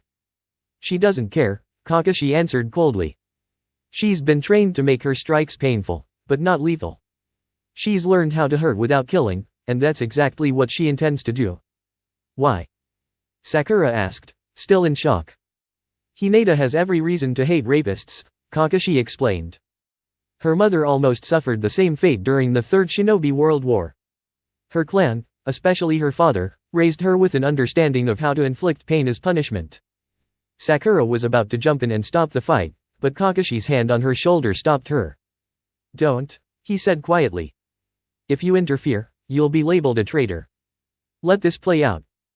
Sakura hesitated but remained where she was. The battle raged on. Hinata's fists tore into Sasuke, and with every blow, Sasuke's body weakened further. Finally, she punched him so hard that he crashed into the wall, coughing up blood. Had enough, you scum. Hinata growled. Sasuke's eyes glowed, revealing the Mangekyou Sharingan. I was hoping to save this for Naruto, he sneered, before unleashing a deadly attack. I'm done with you, Hinata muttered, activating her Tenseigan. She coated herself in the Gododama, extinguishing Sasuke's black flames before they even reached her. With lightning speed, she appeared in front of Sasuke. Jukinho, Haka Sanbyakuro Kyujuis Hiki. Hinata launched a brutal assault, delivering a rapid succession of strikes. Sasuke's chakra network was shut down, and with a final blow, he was sent crashing into the wall. You're weak, Sasuke, Hinata spat, a bitter laugh escaping her lips. But I'll let you live, but only after I take your eyes. With that, Hinata ripped out Sasuke's eyes, placing them in a jar as she had promised. The crowd watched in stunned silence as she mocked him one last time. Pathetic coward. As Hinata turned to leave, the sound of chirping birds echoed through the arena. Sasuke, now holding a ball of purple lightning, charged at her, but Hinata was already reacting on instinct. In a flash, she sliced off Sasuke's arm with the Raijin no Ken and kicked it aside. Then, in a swift move, she struck his heart with a Jukin blow, and Sasuke, blood pouring from his body, collapsed to the ground dead. The arena fell completely silent, the weight of what had just happened hanging over everyone. No. Orochimaru screamed in fury as his smoke bomb signaled the invasion. Instantly, the arena erupted into chaos as the destruction of Konoha began. Naruto and Hinata exchanged a determined glance and sprang into action. As Gaara began his transformation into Shukaku, Naruto nodded at Hinata. Without hesitation, Hinata slammed her palm into the ground. Kukiyos no Jutsu. A massive cloud of smoke erupted as Kurama manifested in his human form. He met Naruto's gaze and gave a quick nod before swiftly grabbing Gaara, teleporting them far away with a simple hand sign from Naruto. "We need to get back to Jiji," Naruto shouted. He and Hinata swiftly leapt toward the cage box, but suddenly, a purple barrier materialized in front of them. The duo landed beside a group of Umbu, who turned to face them. "What's the situation?" Naruto asked. "The barrier burns anyone who touches it," the Umbu captain replied. "The Sound Four are maintaining it, so we can't break through and support Hokage-sama." "Leave it to us," Naruto declared, his voice full of confidence. "You should go assist the villagers or help defend the village. Standing here won't accomplish anything." The Umbu nodded and hurried off. Naruto turned to Hinata. "Let's slip through." Together, they managed to break through the barrier and found themselves at Hokage's side. "Naruto, Hinata, it's time to end this," Sarutobi said, his tone fierce. The two leapt into the fray as Sarutobi began gathering his chakra. Naruto lashed out with his sword, kicking as he did, but Orochimaru was quick to dodge. He blocked Naruto's attack only to be struck from behind by Hinata's Chukin strikes. Orochimaru leapt back and began weaving hand signs. "Kukiyos, Edo Tensei." A coffin rose, bearing the symbol of the first Hokage. A second coffin followed with the second Hokage's kanji, and a third rose, emblazoned with the fourth Hokage's symbol. "Not so fast."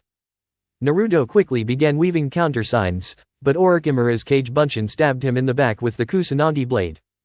The wound healed instantly, but it gave Orochimaru the time to raise the final coffin. "And now, the third," Orochimaru said, his smile sinister. "Bastard," Hinata muttered under her breath as the coffins opened, revealing the Shot-Aim, Night-Aim, and Yondaime Hokage. "It has been a long time, Saru," Hashirama greeted with a somber tone. "Oh, it's you," Tobirama said, raising an eyebrow. "You've gotten old, Sarutobi. I never imagined I'd have to fight my comrades like this." Sarutobi growled in frustration. "How insolent to use such forbidden jutsu," Tobirama remarked. "Enough with the reminiscing," Orochimaru sneered. "It's time we get started. Wherever there's life, there will always be war. Isn't it wonderful?" Orochimaru asked with a twisted grin. "How dreadful," Minato commented, his voice tinged with regret. "To sacrifice my life for Konoha, only to be resurrected and forced to fight my comrades. Nothing good comes from disrespecting the dead and meddling with time," Sarutobi said. Orochimaru raised 3 kunai with his tongue, plunging one into Hashirama, another into Tobirama, and when he went to insert the third into Minato, the kanji for death appeared above his head, burning the kunai to ash. "Sorry, Orochimaru, but Shinigami-sama won't let you control me," Minato said as he jumped and landed beside his son. "My life belongs to him." "So, it seems father and son fight side by side," Naruto remarked with a smirk. "It looks that way." "Let's see how much you've grown, son," Minato said, adopting a battle stance and drawing a kunai. Hinata stepped up beside Naruto and grinned. "I'll take Nidaime-sama. I want to test my sudden affinity against his." "All right," Naruto said, turning to his father. "You and Jiji focus on Orochimaru.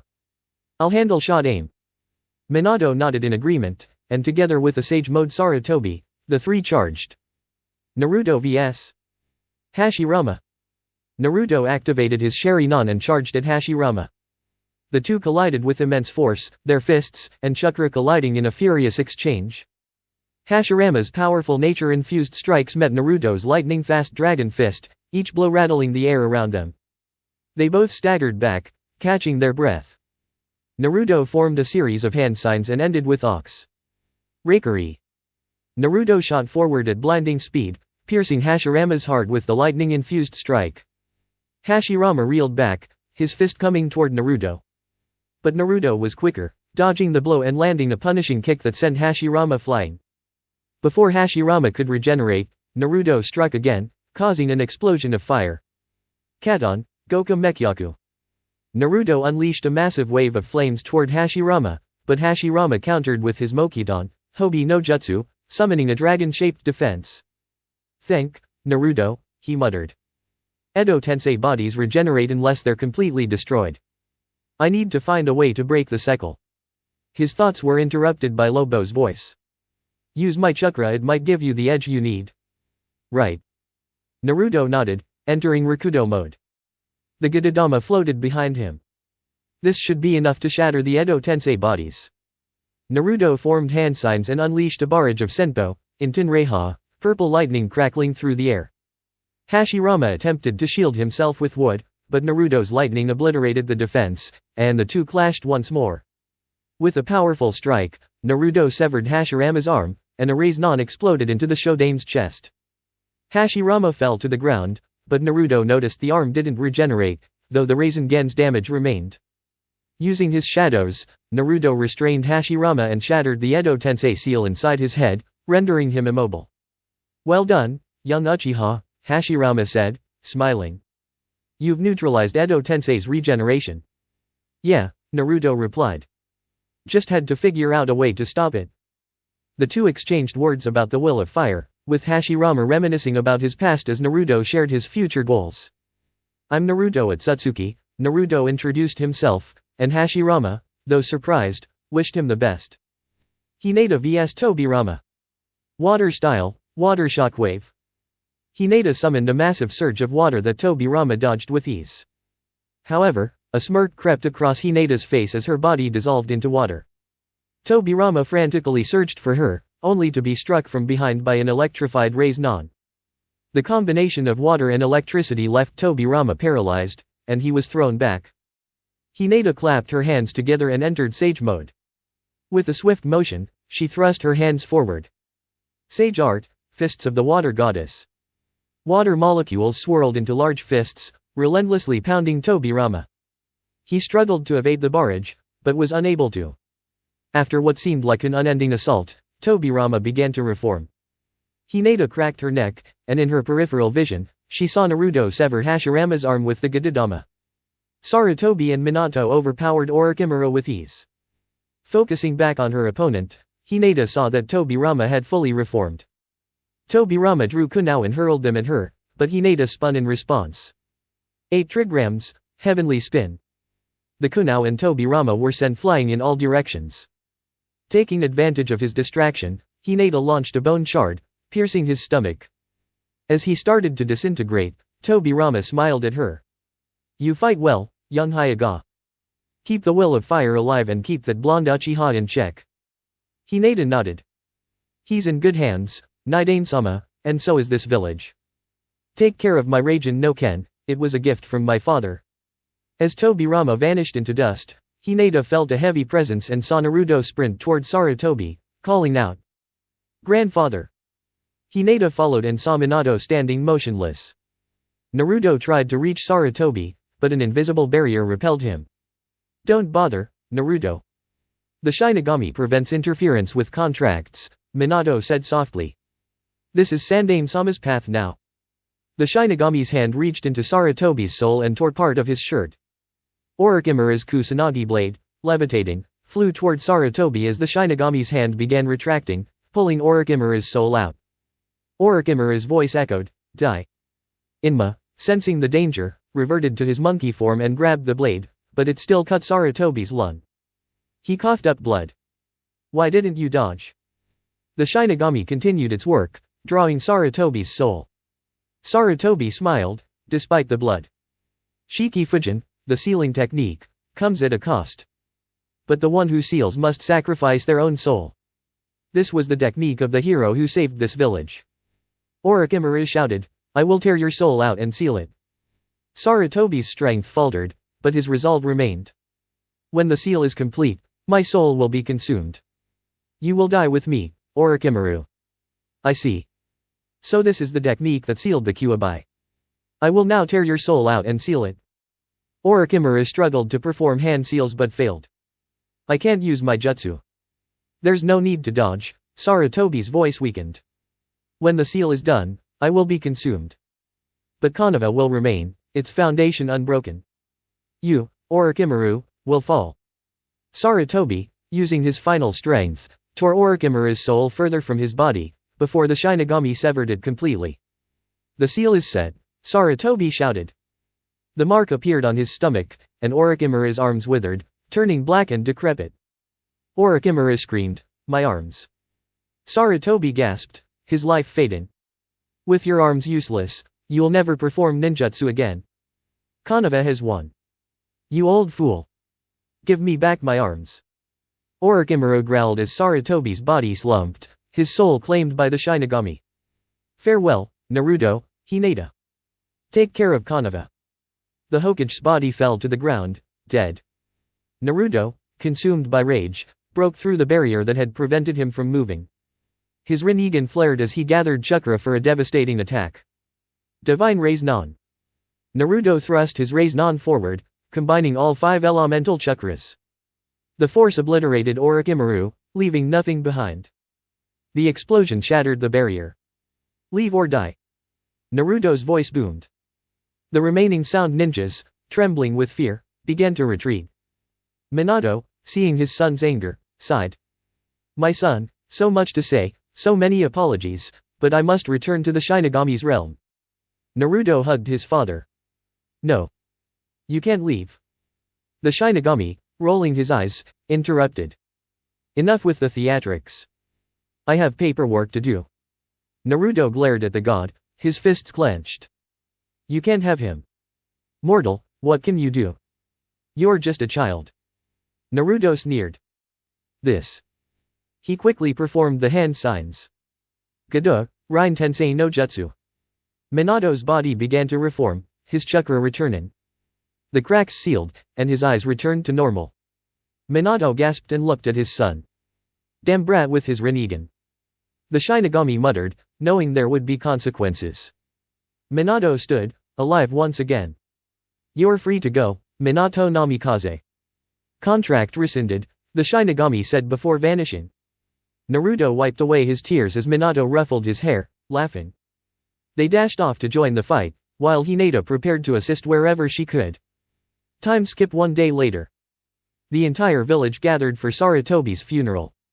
While the civilian council attempted to make Sasuke the focal point, the shinobi council quickly shot that down, declaring that the shinobi no Kami's passing was more significant.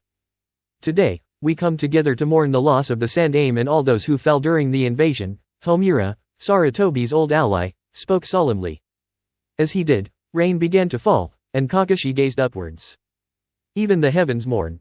Kakashi reflected, observing Naruto as he placed a hand on Konohamaru's shoulder. The young boy was visibly distraught over the death of his grandfather. He was a true shinobi, giving his life to protect this village and stop a traitor, Homura continued, prompting Naruto to scowl briefly but let it slide. "That's pretty disrespectful, giving credit to someone else for your own victory," Lobo muttered, sensing the anger and sorrow emanating from his Jinchuriki. "I agree," Naruto replied quietly, "but honestly, that was a kill that should have been mine." He walked forward, placing a flower on the coffin and offering a short prayer. A single tear escaped him as he stepped aside, allowing Hinata to place her own flower and offer a prayer. After hours passed, the funeral ended, and the council gathered for an emergency meeting to discuss a new Hokage. Danzo smirked, seeing his chance to seize the position, especially with the fire daimyo present. "With Hiruzen gone, we must appoint a new Hokage," Danzo announced, his voice gruff, and murmurs of approval swept across the room. "That is indeed correct, Danzo," Homura added. "I nominate Danzo Shimura for the position." At that moment, the doors to the room swung open, and a chilling laugh reverberated through the space. 3 figures entered the room. "Did you hear that, Soichi?" "Danzo Shimura, Hokage." A voice, dripping with disdain, echoed through the room. "That old warmonger would drag Konoha into war faster than you could finish a bowl of ramen," another voice added, amusement clear in the tone. "And besides, with me here, the Hokage vote is already decided," said a third voice. The door closed behind them, revealing Minato, Kushina, and Naruto. Why Yondaime-sama?" Several council members gasped in shock. "The Yondaime is here to deal with the demon," one member dared to mutter, only for Minato to slam a raise-non into the man's head with precision. "Anyone who dares call my son a demon will experience far worse," Minato growled, his voice dark with fury. Why your SS dash? Son. Yes, Naruto is my son, and he is the only one I trust with the burden I left him. Minato began pacing, his chakra flaring with barely contained rage. Anyone care to explain why my last wish was ignored? He's a monster. The true monsters are those of you in the civilian council, Minato countered. He paused, a dark laugh escaping him. For those of you who don't understand Fuinjutsu, let me give you a crash course. If you seal a kunao in a scroll, does the scroll become a kunao? No, it just contains the kunao, one council member replied. Correct, Minato acknowledged. Now, I won't bore you with the technicalities of the hackathon, but essentially it works like an advanced storage scroll. Now, what happens if you destroy the scroll? The kunao pops out, another member said, realization dawning on them. So, if we killed Naruto, a third murmured. The Kyuubi would be unleashed, Minato continued, his voice steady. And only an Uzumaki can contain the Kyuubi. My son is Kushina's child, and Kushina is my wife. Why your wife? Mabuki asked, her voice trembling